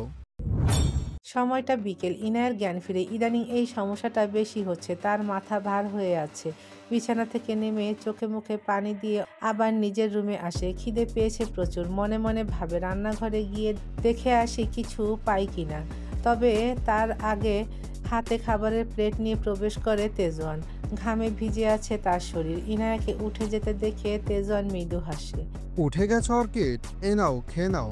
তেজওয়ানকে দেখে ইনায়ার মনে পড়ে যায় আদিলের খুনের কথা। আর কি এমন হয়েছিল গতরাতে? ইনায়া তেজওয়ানের মুখোমুখি দাঁড়ায়। গতকাল কি হয়েছে আমার সাথে? আদিলকে কে খুন করেছে? তেজওয়ান বিরক্তিকর নিঃশ্বাস ফেলে। খাবারটা টি টেবিলে রেখে পাশে বসে পড়ে। ইনায়া ভ্রু কুঁচকে আবার একই প্রশ্ন জিজ্ঞেস করলো। তেজওয়ান ইনায়ার কথাতে পাত্তা না দিয়ে বলল, খেয়ে নাও, ঠান্ডা হয়ে যাবে তো। আমি তোমার জন্য কষ্ট করে রান্না করেছি বলে কথা। ইনায়ার বিগড়ে যাওয়া মস্তিষ্ক আরো খারাপ হলো। টেবিলের ওপর থাকা ফল কাটার ছুরি উঠিয়ে তেজওয়ানের সামনে দাঁড়ালো। তেজওয়ানের গলায় ছুরি ধরে দাঁতে দাঁত চেপে বলল, উত্তর দিন, না হলে এখানেই কেটে কুচি কুচি করে ফেলবো। তেজওয়ান ঠোঁট টিপে হাসে। এখনো আমাদের বাসরটাই হলো না অর্কিড, তার আগেই বিধবা হতে চাচ্ছ? এটা কিন্তু ঠিক না সোনা। ইনায়ের এসব ফালতু কথা শুনতে ইচ্ছে করছে না। ছুরিটা চেপে ধরে গলায়। এতে তেজওয়ানের গলার খানিকটা অংশ কেটে রক্ত পড়তে থাকে। তবুও তেজওয়ান হাসছে, যেন কিছুই হয়নি। উফ, আমি আমার উত্তর চাই মিস্টার খণ্ডকার। তেজওয়ান নিজের চুলগুলো পেছনের দিকে ঠেলে দিল। ওকে, বসো, দেখাচ্ছি। দেখাচ্ছি মানে? ইনায়ার প্রশ্নে তেজওয়ানের চেহারায় প্রতিক্রিয়া বদলে যায়। গম্ভীরতা এনে বলে, আগে বসো, তারপর। তেজওয়ানের কথা মতো ইনায়ার সামনের চেয়ারে বসলো। তেজওয়ান নিজের ফোনটা বের করে একটি ভিডিও চালু করে ইনায়ার সামনে ধরলো। ভিডিওটিতে দেখা যাচ্ছে কালো হুডি পরা একজন ব্যক্তি একটি ছেলেকে চেয়ারে বেঁধে রেখেছে। লোকটি চিৎকার করছে, তবে সামনে থাকা ব্যক্তিটা লোকটির শরীর থেকে চামড়া উঠিয়ে নিচ্ছে। একে একে লোকটির জীবন্ত অবস্থায় তার শরীরে আঘাত করে সেখানে লবণ লাগাচ্ছে। বুক বরাবর লম্বা করে ছুরি টেনে। ইনা ভিডিও বন্ধ করে দিল। এসব কি? তেজওয়ান প্লেট থেকে কাঁটা চামচ দিয়ে ফলের টুকরো নিজের মুখে নিয়ে খেতে খেতে বলল, খুন। ইনা বসা থেকে দাঁড়িয়ে গেল। সেটা আমিও দেখতে পাচ্ছি, কিন্তু এসব আমাকে কেন দেখাচ্ছেন? তুমি তো গতকাল কি হয়েছিল জানতে চাইলে, তাই তো দেখালাম। মানে? তেজওয়ান খেতে খেতে বলল। তেজওয়ান খাওয়া থামিয়ে ইনার দিকে তাকিয়ে বাঁকা হাসলো। মানে গতকাল আদিলকে তুমি নিজের হাতে খুন করেছো। কি? মাথা খারাপ নাকি আপনার? ইনায়াকে উত্তেজিত হতে দেখে তেজওয়ান উঠে দাঁড়ালো। রিল্যাক্স শোনা। ইনায়া রেগে যায়। একদম আজে বাজে কথা বলবেন না। আমি কেন আদিলকে মারতে যাব? কারণ আদিল তোমাকে কিডন্যাপ করেছিল। ইনায়া চমকায়। আদিল তাকে কিডন্যাপ করেছিল? কেন? ইনায়া স্বাভাবিক দৃষ্টিতে তেজওয়ানের দিকে তাকিয়ে ফিচেল হাসলো। তারপর আপনি আমাকে কোথায় পেলেন? আমার খোঁজ কি করে পেলেন? আমি আপনার সাথে কি করে এলাম? ইনায়ের প্রশ্নে পায়ের ওপর পা তুলে বসে তেজওয়ান। মেয়েটা প্রচুর চতুর। আমার ওয়াইফের খেয়াল যদি আমি নাই রাখতে পারি তাহলে কি করে হয় বলো? ইনায়া কটমট চোখে তেজওয়ানের দিকে তাকায়। আদিলকে আমি মারিনি, এটা আপনি ভালো করেই জানেন। কারণ গতকাল কি হয়েছে তা আপনার থেকে ভালো কেউ জানে না। আর আদিলকে যেই মারুক না কেন, আই ডোন্ট কেয়ার। কিন্তু এই মুহূর্তে গতকালকের সম্পূর্ণ ঘটনা যদি আপনি না বলেন, আমি আপনাকে এখানেই খুন করব। I swear. তেজওয়ান হেলান দিয়ে চোখ বন্ধ করে বলে, আদিল তোমার করা কিছু স্কেচ নিতে চেয়েছিল, সেগুলোর দাম প্রায় কোটি কোটি টাকা। সেগুলোর জন্যই সে তোমাকে কিডন্যাপ করেছিল। আর আমার এই আদিলকে আগের থেকে সুবিধা লাগেনি, তাই তোমার ফোনের লোকেশন আমি কানেক্ট করে রেখেছিলাম। তারপর বাড়ি এসে জানতে পারি তুমি নেই। তারপর আর কি, ফোন লোকেশন অনুযায়ী সেখানে যেয়ে দেখি তুমি আদিলকে খুন করছো। আমি ভাবলাম ভিডিও করে রাখি, ভবিষ্যতে কাজে লাগতে পারে। তারপর আর কি করলাম ভিডিও। তোমাকে থামাতে গেলে তুমি আমাকেও আঘাত করো, তারপর তুমি জ্ঞান হারাও। তাই সরাসরি পুলিশ স্টেশনে না গিয়ে এখানে নিয়ে এসেছি। তেজওয়ানের কথায় ইনায়া ফিচেল হাসে। প্রথম কথাগুলো ঠিকঠাক ছিল, তবে শেষের কথাগুলো খাপছাড়া। আর ভিডিওটা গতকালকের নয়, এটা গত বছরের 19শে মার্চ ভিডিও। লোকটা আদিল নয়, লোকটা পতিতাপল্লীর মাথা ভুবন মল্লিক। ইনায়ার কথায় তেজওয়ান চোখ খুলে সামনের দিকে তাকায়। কিছুটা অবাক ও হয়েছে বোধ হয়। তেজওয়ানকে অবাক হতে দেখে ইনায়া আবার হাসে। অবাক হচ্ছেন বুঝি? ভাবছেন এই মেয়ে এত সহজে সত্যি বলে দিচ্ছে কেন? তেজওয়ান সোজা হয়ে বসে। তার মানে স্বীকার করছো তুমি সেই সিরিয়াল কিলার? কেন নয়, স্বীকার না করার মতো তো কিছু না। তেজন সত্যি ভাবতে পারেনি ইনা এভাবে স্বীকার করবে। সে সত্যি বিস্মিত হয়েছে। সে যাই হোক, এত প্ল্যান না করে সরাসরি জিজ্ঞেস করলেই পারতেন, শুধু শুধু সময় নষ্ট করলেন। তেজন শান্ত দৃষ্টিতে ইনার মুখের দিকে তাকিয়ে আছে। মাথা নাড়িয়ে নিজে নিজেই বিড়বিড় করে, সরি অর্কিড, তবে শাস্তি তো তোমাকে পেতেই হবে। ইনা নিজে থেকে উঠে দাঁড়িয়ে তেজনের কাছে আসে। জেলে ভরার আগে গতকালকের ঘটনাটা বলুন তো সত্যি করে, কেননা কোনো প্রশ্নের উত্তর না জেনে মরতে চাই না। তেজন ইনার দিকে তাকিয়ে বলে, জিজ্ঞেস করবে না? আমি কি করে জানলাম? ইনায়া শব্দ করে হাসে। আমি ধরা না দিলে আমাকে ধরা অসম্ভব ছিল মিস্টার খন্দকার। তেজন উঠে দাঁড়ালো, কপালের কুচকে জিজ্ঞেস করলো, মানে? ইনায়া তেজনের কপালে টোকা দিয়ে বলে, ভিডিওটা আমিই আপনাকে পাঠিয়েছিলাম। তেজন স্বাভাবিক দৃষ্টিতে ইনায়ের দিকে তাকিয়ে থাকলেও সে সত্যি অবাক হয়। ইনায়া তেজনের আর একটু কাছে গিয়ে গলার কেটে যাওয়া অংশে ঠোঁট ছোঁয়ায়। আস্তে করে তেজনের কানের কাছে মুখ নিয়ে ফিসফিস করে বলে, টিট ফর ট্যাট, আপনি যেমন আমিও তেমন। কি ভেবেছেন সবকিছু আমার অজানা? বোকা ছেলে, আই নো এভরিথিং। ইনায়া আবার দূরে সরে দাঁড়ালো, বাচ্চাদের মতো ঠোঁট উল্টে বলল, অফিসার, আমাকে পুলিশে দেবেন না।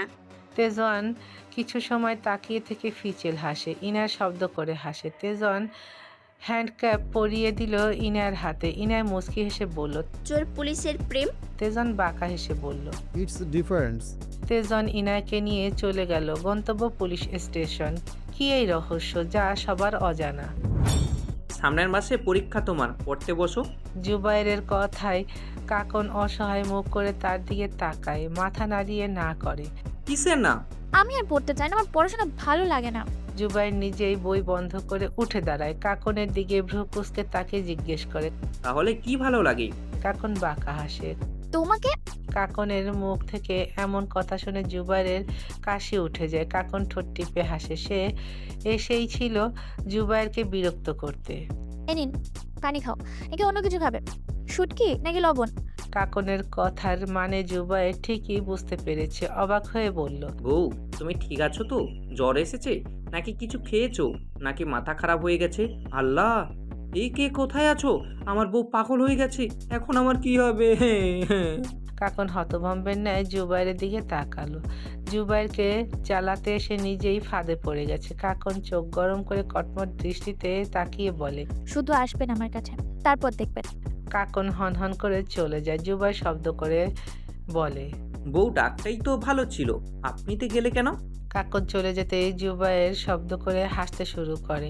হাসতে হাসতে আবার চেয়ারে বসে পড়ে। বই খুলে মুস্কি মুস্কি হেসে বিড়বিড় করে, বউ রাত হলে আমি নিম পাতা খাবো। তোমার ঠোঁট মানে আমার কাছে নিম পাতার মতো স্বাস্থ্যকর। শুটকি আর লবণের সাথে ব্রেকআপ।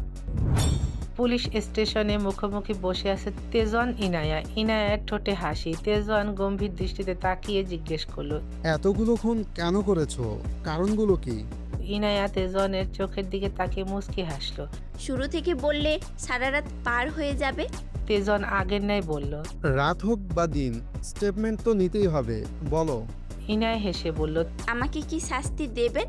ফাঁসি? তেজন চোখ বন্ধ করে নিজেকে শান্ত করে, যা বলছি উত্তর দাও। দিব তো, শুধু আমার না, আপনার গল্পটাও বলবো। তেজন ভ্রুকুচকে বলল, মানে? ইনায়া সেই মনোমুগ্ধ করা হাসি হাসলো। আমার স্মৃতিশক্তি কিন্তু প্রখর। তেজন অবাক হয়। ইনায়া এবার গম্ভীরতার সহিত তাকায়। একটা দুর্বিষহ জীবনে ঘটে যাওয়া বাস্তব কাহিনী, যেখানে একসাথে শেষ হয়েছিল অনেকগুলো জীবন। সেদিনের সেই ইনায়া, আজকে এই অনুপ্রভা। গল্পটা আমার নয়, গল্পটা আমাদের। তবে শেষে গিয়ে ইনায়া নামক অনুপ্রভাই এই গল্পের খারাপ একটি চরিত্র হিসেবে শুরু হয়েছে। হারিয়া বহুমুখী উচ্চ বিদ্যালয়। পুরো গ্রামে এই একটি মাত্র স্কুল, তাও যেতে হয় কাদামাটির রাস্তা পেরিয়ে। জুতো হাতে নিয়ে কবরস্থানের সামনে দিয়ে স্কুলে যাওয়ার জন্য পা ফেলেছে ইনায়া। কিছুক্ষণের মাঝেই স্কুলের সামনে হাজির হলো। তবে এখন 4র্থ নাম্বার ক্লাস চলছে। কোমরে হাত দিয়ে মাঠের এক কোণে দাঁড়িয়ে দাঁড়িয়ে মাথা চুলকাচ্ছে সে। বেনি করা চুলগুলো থেকে টপ টপ করে পানি পড়ছে। এখন অবশ্য বৃষ্টি কমেছে। পা টিপে টিপে নিজের ক্লাসের দিকে এগিয়ে গেল। স্যার এখন বের হবে, এই সুযোগে ক্লাসে ঢুকতে হবে। স্যার বেরিয়ে গেল। ইনায়া সুযোগ বুঝে ক্লাসে ঢুকতে নিলেই তার কানে টান পড়ে। পেছনে তাকিয়ে দেখে বাংলা ম্যাডাম। ইনায়া গাল ভরে হাসলো। আজকে আবার কার বাড়ির ফল চুরি করতে গিয়েছিলেন? আপনার সঙ্গীরা কই? ইনায়া ঠোঁট উল্টে বলে, কি যে বলেন ম্যাডাম, দেখছেন না বৃষ্টি, তাই আর কি, একটু দেরি হলো। এখানে কান ধরে দাঁড়িয়ে থাক, আর এই মিতু কলি তোরাও কান ধর। ম্যাডামের কথা মতো ইনায়া, মিতু আর কলি বারান্দায় কান ধরে দাঁড়িয়ে থাকে। ইনায়া অগ্নিদৃষ্টিতে মিতুর দিকে তাকায়। বলেছিলাম স্কুলে আসবো না, তোর তো কুরকুরানি উঠছিল, নে দাঁড়ায়া থাক। ইনায়ার কথায় সায় জানিয়ে কলিও বলে, ওই দাঁড়ায় থাক, আমি আর তুই চল যাই, কামরাংরাগুলো খেতে হবে, আমার ব্যাগে লবণ আছে। ওদের কথায় মিতু মুখ ছোট করে বলে, আমাকে নিবি না? ইনায়া আর কলি একসাথে বলে ওঠে। না। ইনায়া আর কলি চলে যায়। মিতু মুখটা পানসে করে কান ধরে দাঁড়িয়ে থাকে। হঠাৎ হাতে টান পড়তেই মাথা তুলে দেখে ইনায়া আর কলি তার হাত ধরে টেনে নিয়ে যাচ্ছে। মিতু মুচকি হেসে দৌড় লাগায়। সদ্য 12তে পা রাখা চঞ্চল রমণী সারাদিন চঞ্চলতায় মেতে থাকে। আজ ওই বাড়ির আম তো কাল ওই বাড়ির কামরাঙ্গা। এসব নতুন না। এই স্কুলের 6ষ্ঠ শ্রেণীতে ভর্তি হওয়ার পর পরিচয় হয় মিতুর সাথে। কলি তার ছোটবেলার সঙ্গী। কথায় আছে না, সঙ্গদোষে লোহা ভাসে, এখানেও তাই। ইনায়ার চঞ্চলতার হাওয়া ওদের গায়েও লেগে গেছে। আম্মা, আম্মা, খাইবার দাও তাড়াতাড়ি। হাঁক ডাকের শব্দ শুনে কাকন ঘর থেকে বের হয়। তার বাবা কামাল। কাকন আর বের হলো না। তাকে দেখলেই তো তার বাবা নামক মানুষটা রেগে যায়। কাকন আবার ঘরে চলে গেল। মাটির দোচালা ঘর, বিশাল বড় উঠান। উঠানে ধান শুকানোর জন্য দেওয়া। ছেলের গলার আওয়াজ শুনে ঘরের দিকে পা বাড়ায় সাজি বেগম। মনে মনে বিড়বিড়ায়, আবার কেন আইলো? চকির ওপর পা তুলে বসে আছে কামাল। সাজি চোখ গরম করে তাকিয়ে জিজ্ঞেস করলো, হাত পা না ধুয়ে আমার চকিতে বইছস কেন? নাম এক্ষুনি। কামাল শুনল না, আরো ভালো করে বসলো। সাজি রেগে গিয়ে জিজ্ঞেস করলো, এনে আইছস কেন? কামাল পান চিবোতে চিবোতে উত্তর দিল, খাইতে দাও, আর ওই যে গরুর গোশত আনছি, তাড়াতাড়ি রান্ধো। সাজির কপালে ভাঁজ পড়ে। তার ছেলেকে সে ভালো করেই চেনে। কোনো দরকার ছাড়া এই ছেলে খবর পর্যন্ত নেয় না। শেষ কবে দেখা হয়েছে সঠিক মনে নেই সাজির। আর আজ কিনা মাংস কিনে নিয়ে এসেছে, ব্যাপারটা সুবিধার না। দাঁড়াই আছো কেন? আচ্ছা তুমি থাক। ওই কানন কানন, তাড়াতাড়ি আয় তো কানন। সাজি বুঝে উঠতে পারছে না ছেলের মতলব। যে ছেলে কাকন আর ইনায়াকে দু চোখে দেখতে পারে না, সামনে পেলেই গায়ে হাত তুলে সেই ছেলে কিনা ওদের ডাকছে। কি চাস তুই? এন থেকে যা। কামাল কুটিল হাসে। আমার নিজের পোলারে কেউ এমনি কইরা বলে? খাইতে দাও তো। সাজি বিরক্তি নিয়ে পান্তা ভাত আর পেঁয়াজ মরিচ দিয়ে ভাত দিয়ে বেরিয়ে গেল। কামাল পানের চিপকি ফেলে হাসলো।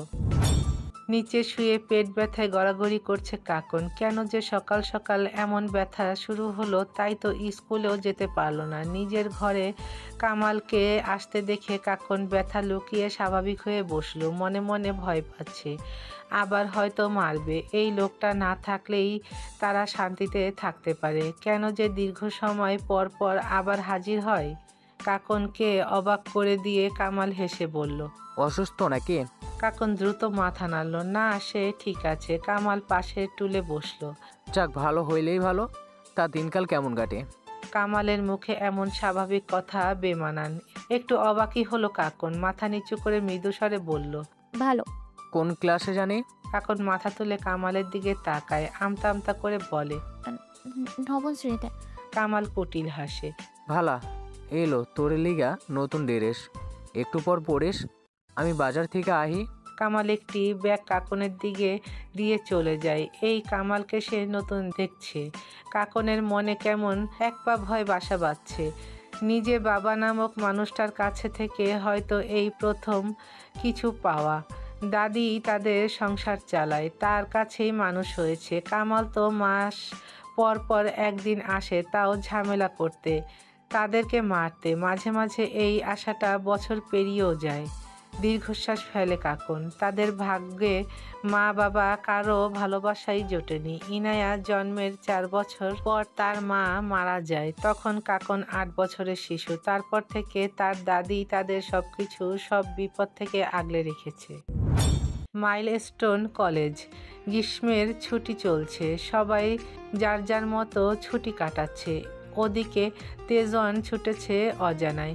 তার সাথে আছে তার প্রিয় বন্ধু প্রান্ত। ছুটি পেতেই চলে এসেছে চৌহাট।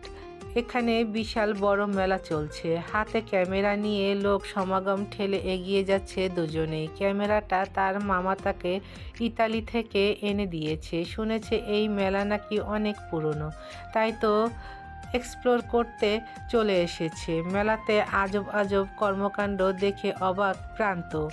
বড়শি খেলা থেকে শুরু করে কোতকি। তেজওয়ান বিনা বাক্যে এসব ক্যামেরাবন্দি করতে ব্যস্ত। ক্যামেরাতে চোখ রেখেই চারপাশ দেখছে ও ভিডিও করছে তেজওয়ান। হঠাৎ স্কুল ড্রেস পরিহিত রমণীকে দেখে থেমে যায় তেজওয়ান। মেয়েটি ক্যামেরার দিকে ঘুরতেই তেজওয়ানের চোখ পড়ে রমণীর মায়াবী মুখোদয়ে। ক্যামেরা থেকে চোখ উঠিয়ে সরাসরি তাকায় রমণীর পানে। তেজওয়ানকে এভাবে থেমে যেতে দেখে প্রান্ত তেজওয়ানকে ধাক্কা দেয়। থেমে গেলি কেন? সামনের দিকে চল। তেজওয়ানের কানে কিছু গেল কিনা কে জানে। সে ঠাই দাঁড়িয়ে রইল। রমণীর হাতে একটি অর্কিডের চারা। তেজওয়ান আড়ালে আসলো, বিড়বিড় করলো, অর্কিড।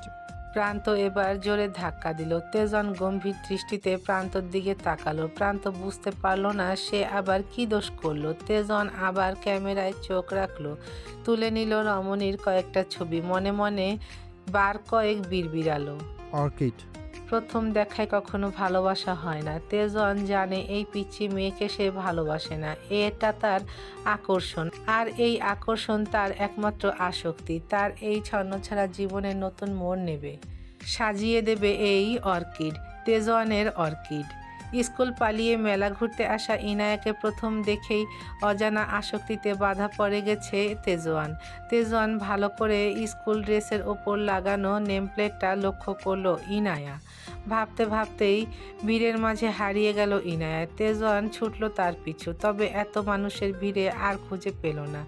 অস্থিরতা নিয়ে বিড়বিড় করলো, তোমাকে আমি ঠিকই খুঁজে নেব অর্কিড।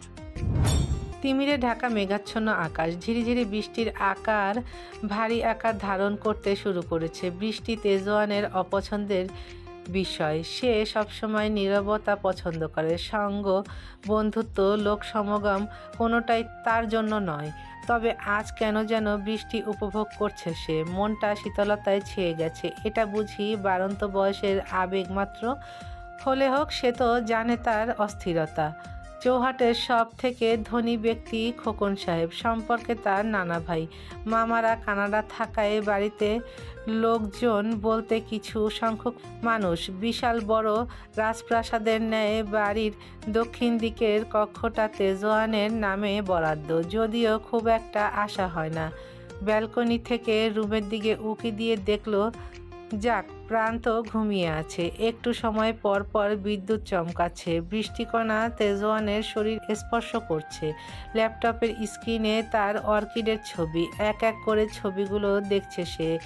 দেখছে বললে ভুল হবে, রীতিমতো খুঁটিয়ে খুঁটিয়ে পর্যবেক্ষণ করছে। কখনো চোখ, কখনো নাক, কখনো বা গালের নিচে থাকা তিলটা যেন কত বছরের চেনা, যেন এই রমণীর জন্যই তার জন্ম। তেজনের ঠোঁটে মৃদু হাসি। ছবির দিকে তাকিয়ে বিড়বিড় করলো, অর্কিড, তুমি আমার ছোট্ট অর্কিড। আমি তোমাকে ঠিকই খুঁজে নেবো সোনা।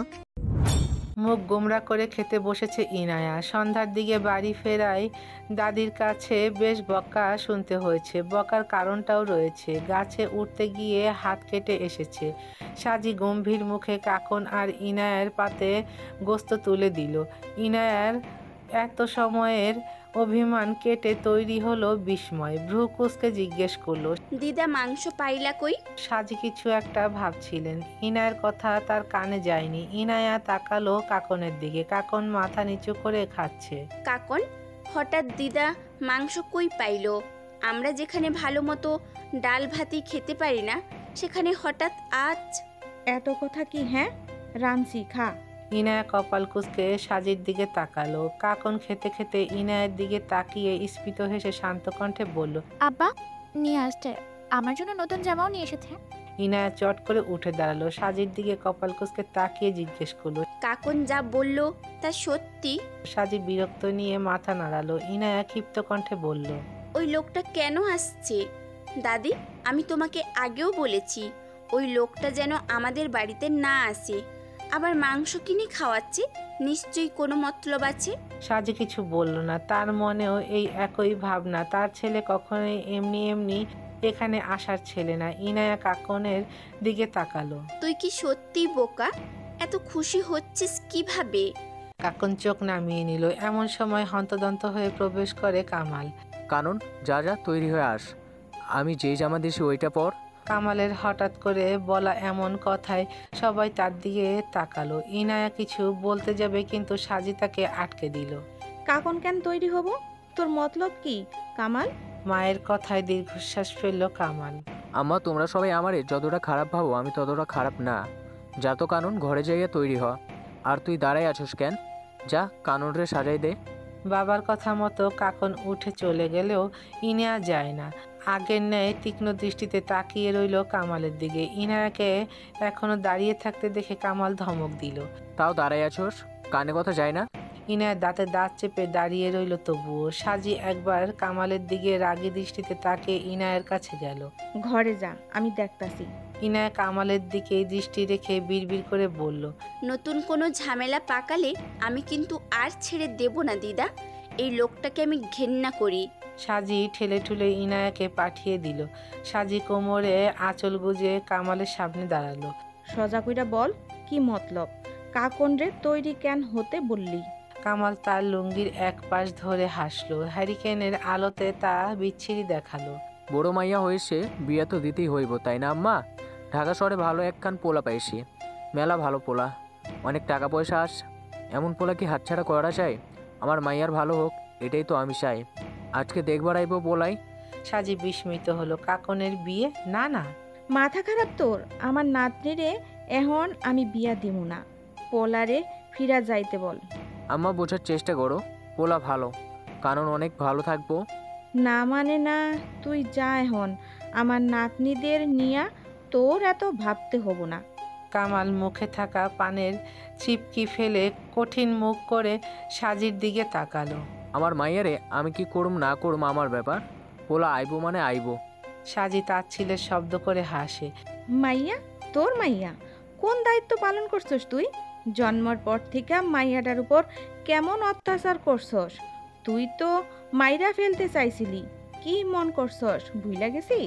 তোর মতো অমানুষের আমার পেটে ধরছিলাম, এইটা ভাবতেই নিজের উপর ঘৃণা লাগে। আমার পড়া কপাল। সাজির কথায় কোনো যায় আসলো না কামালের। চকিতে বসে ঘরের এদিক ওদিক তাকিয়ে বলল, ঘরটা ভেঙে গেছে, ঠিক করে দিমুনি। সাজি কামালের ফতোয়ার কলার ধরে টেনে বাড়ির বাইরে নিয়ে যায়। এই বাড়িতে আর আসবি না। তোর লিগা আমার লগে লগে ইতি, কাকন, ইয়ানা সবার জীবনটা জাহান্নাম হইয়া গেছে। ঢাকা শহরে বিয়া করছস না, ওইখানে থাক, এইখানে আসবি না। কামাল সাজির হাত ছাড়িয়ে নিল। এই বুড়ি এত তেজ দেখাবি না। আমি কানন ইনোরে পছন্দ করি না, কিন্তু ওরা সম্পর্কে আমার মাইয়া। আমি যাচ্ছে গরম, একটা কথাও বলবি না। সাজি আর নিজের রাগ নিয়ন্ত্রণ করতে পারল না, এক চর বসিয়ে দিল কামালের গালে। বেজন্মা অমানুষের বাচ্চা, তোর লিগা আমি আমার বিলাসিতা রাইখায় এরকম জীবন বাইসা নিছিলাম। যদি জানতাম তুই এমন অমানুষ তৈরি হবি, তাহলে তোরে সেদিনই মাইরা ফেলতাম। কামাল কুটিল হাসল। বিলাসিতা? কোন জমিদারের মাইয়া তুই? তোর মতো বেপার পেটে আমার জন্ম, আমার বাপের পরিচয় তুই দিতে পারস না, আবার আমারে অজারমা বলস? নিজের ছেলের মুখে এমন কথা শুনে সাজি কিছু সময়ের জন্য পাথর হয়ে যায়। এই ছেলের জন্য এত আত্মত্যাগ, তবুও সাজি কাঁদল না। এখন বাড়ি থেকে বের হো, নাইলে পাড়ার মানুষের ডাকমু। কামাল তেজি কণ্ঠে বলল। কাননের বিয়ে তো আমি দিয়েই ছাড়ুম, দরকার পড়লে। সম্পূর্ণ বাক্য শেষ না করেই কামাল হন করে চলে গেল। কামাল চলে যেতে সাজি উঠোনেই বসে পড়ল। তার চোখের পানি আর বৃষ্টির পানি মিশে যাচ্ছে। পেছন থেকে সাজির কাঁধে হাত রাখলো ইনায়া। সাজি ইনাকে জড়িয়ে ধরলো, কাঁদতে কাঁদতে বলল, আমার দোষ, সব আমার দোষ। আমার জীবনটা আমি নষ্ট করছি। আমি মইরা গেলে আজ এত কিছু হইতো না, না তগর জীবন এমন হইতো। ইনায়াও শক্ত করে জড়িয়ে ধরলো তার দাদিকে, মাথায় হাত বুলিয়ে শান্ত করার চেষ্টা করলো। কিছু সময়ের মাঝেই বৃষ্টি থেমে গেল, সাথে থেমে গেল সাজির কান্না। ইনায়া নিজের কাছ থেকে সাজিকে ছাড়িয়ে দেখলো সাজির চোখ বন্ধ। ইনায়া ধপ করে বসে পড়লো, সাজির মাথা নিজের কোলে রাখলো। ইনায়ার হাত কাঁপছে, জোরপূর্বক ঠোঁটে হাসি ফুটিয়ে সাজিকে ডাকলো, দিদা দিদা। সাজি সাড়া দিল না। ইনায়া তার আঙ্গুল রাখলো সাজির নাকে। দিদা, আজ থেকে আমার ঘৃণার লিস্টে আরেকটা নাম যোগ হলো, জানো সেটা কে? তুমি। হ্যাঁ তুমি। ইনায়া চিৎকার দিয়ে বলল, আমি তোমাকে ঘৃণা করি দিদা। ইনায়ার চিৎকার শুনে কাকন হারিকেন নিয়ে দৌড়ে আসলো। কি হয়েছে দিদার? কাকন ধপ করে বসলো, কাঁদতে কাঁদতে বলল, ও দিদা, কি হয়েছে তোমার? ও দিদা। কাকনের কান্না দেখে ইনায়া তার দিকে তাকালো, স্বাভাবিকভাবেই বলল, কাঁদছিস কেন? আল্লাহ যেমন পাঠিয়েছিল সেই নিয়ে গেছে। ইনায়ার কথা কি কাকনের কানে গেল? সে তো চিৎকার দিয়ে কাঁদছে। রোদ রঞ্জন সকাল। সাজিকে এখন নিয়ে যাওয়া হবে। কত লোক এসেছে তাকে দেখতে। কেউ কেউ সহানুভূতি প্রকাশ করছে। কাকন কাঁদতে কাঁদতে জ্ঞান হারিয়েছে, তার মাথায় পানি দিচ্ছে প্রতিবেশীরা। মাটির বারান্দায় কাঠের খামে হেলান দিয়ে দাঁড়িয়ে আছে ইনায়া। না, সে কাঁদছে না, সে একদম স্বাভাবিক। গ্রামের লোকরা এই নিয়ে নানা কথাও বলছে। এইটুকু মেয়ে এতটা শক্ত কি করে? নাকি এই মেয়ে এখনো অবুঝ, যে বুঝতে পারছে না তার দাদি মারা গেছে? আরও কত রকমের কথা, তাতে ইনায়ের যায় আসে না। সাজিকে নিয়ে যাওয়া হবে। ইনায়া বারান্দা থেকে নেমে খাটিয়ার কাছে গেল, দাদির পাশে বসলো, মৃদু কণ্ঠে বলতে লাগলো, তুমি সব সময় আমাকে অনুপ্রভার গল্প শোনাতে, বলতে আমি নাকি তার মতোই দেখতে। এটা কেন বলনি? আমার ভাগ্যটাও তার মতো বিষাক্ত। তুমি বলতে আমি নাকি কাকনের থেকে বেশি বোঝদার। হ্যাঁ দেখো, আমি কিন্তু একটুও কাঁদছি না। তুমি যেভাবে আমাদের আগলে রাখতে, সব খারাপ বিপদের হাত থেকে রক্ষা করতে, এখন কে করবে? কাকন। ও নিজেই তো সহজ সরল। আমার নিজেকে নিয়ে ভয় নেই, ভয় হয় কাকনকে নিয়ে। তুই তো অনুপ্রভা, আমার ছোট্ট অনুপ্রভা। তুই দেখে রাখবি, আগলে রাখবি, কি পারবি না? ইনায়ার পাশেই বসে আছে তার দিদা। কি সুন্দর লাগছে তাকে। ইনায়া তার দিকে তাকালো। পারবো। সাজি মুচকি হেসে ইনায়ার মাথায় হাত রাখলো। মিলিয়ে গেল শূন্যে। ইনায়া চোখ বন্ধ করে বিড়বিড় করলো, অনুপ্রভা বেঁচে আছে দিদা ইনায়ার মাঝে। ইনায়া উঠে দাঁড়ালো। পাঞ্জাবি পরে তার মুখোমুখি মাথা নিচু করে দাঁড়িয়ে আছে কামাল। কামাল ইনায়ার দিকে তাকাতেই চোখাচোখি হয়। ইনায়ার তীক্ষ্ণ দৃষ্টি তার চোখে পড়তেই কেমন একটা ভয় কাজ করলো কামালের। সাজিকে নিয়ে রওনা দিল। ইনায়া কাকনের কাছে আসলো। প্রতিবেশীরা তার মাথায় হাত বুলিয়ে দিচ্ছে। ইনায়াকে দেখে তাকেও সান্ত্বনা দিচ্ছে। ইনায়া আর চোখে তাদের দিকে তাকালো। সান্ত্বনা দেওয়া শেষ হলে আসতে পারেন। ইনায়ার এমন কথায় সবাই কিছুটা অপমানিত হলো। ইনায়া তাদের চুপসে যাওয়া মুখ দেখে বলল, অপমান লাগলো?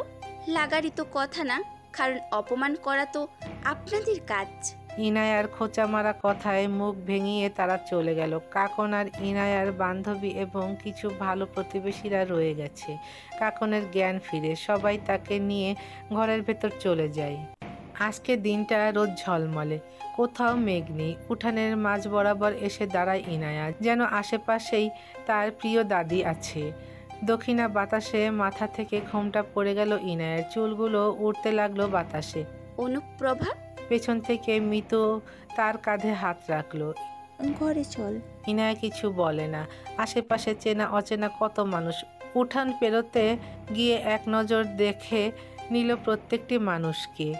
এক পলকের জন্য চোখে চোখ পড়ল এক অচেনা বালকের দিকে। ইনায়া চলে গেল, তবে সেই অচেনা বালক দাঁড়িয়ে রইল, মনে মনে বিড়বিড়ালো, তুমি সত্যি আলাদা। অনাকাঙ্ক্ষিত সাক্ষাৎ খুব বেশি বিষাক্ত হবে। জানাজা পড়বে না, 10 মিনিট বাকি। প্রান্তের কথায় তেজন স্থান ত্যাগ করে বাইকে গিয়ে বসে। তার পেছনে প্রান্ত। এভাবে এমন একটি দিনেই যে তাদের দেখা হবে ভাবতে পারেনি তেজওয়ান। সকালে উঠে মসজিদের মাইকে জানতে পারে পাশের গ্রামে একজন মারা গেছে। জানাজায় অংশগ্রহণ করবে বলেই সময়ের আগে চলে এসেছিল। তবে এটা যে তার অর্কিডের বাড়ি ভাবতে পারেনি সে। আর যার জানাজা পড়তে এসেছে সে স্বয়ং তার অর্কিডের দাদি। ওই মেয়েটাকে দেখে অবাক হলাম। এইটুকু মেয়ে এতটা শক্ত ভাবা চাই? একটুও কাঁদলো না? তেজওয়ান কিছু বলল না। এই নীরবতা ভয়ঙ্কর। ভেতরে থাকা কষ্টগুলো কান্নার মাধ্যমেই বের করে দিতে হয়। আর যারা পারে না তারা এই কষ্ট সারা জীবন ভোগে। মনমরা হয়ে ঘরের এক কোণে বসে আছে কাকন। ডায়েরিতে কিছু একটা লিখছে। মা, প্রথমে তুমি চলে গেলে, এখন দিদাও। আমার তো আর কেউ রইল না। আমি আসি না। কাকন মাথা ঘুরিয়ে দরজার দিকে তাকায়। কামাল দাঁড়িয়ে আছে। যত যাই হোক কাকন তার বাবাকে ভালোবাসে। কামাল এসে কাকনের পাশে বসলো। কাকনের মাথায় হাত রেখে বলল, অনেক অন্যায় করছি, কষ্ট দিছি, তাই না?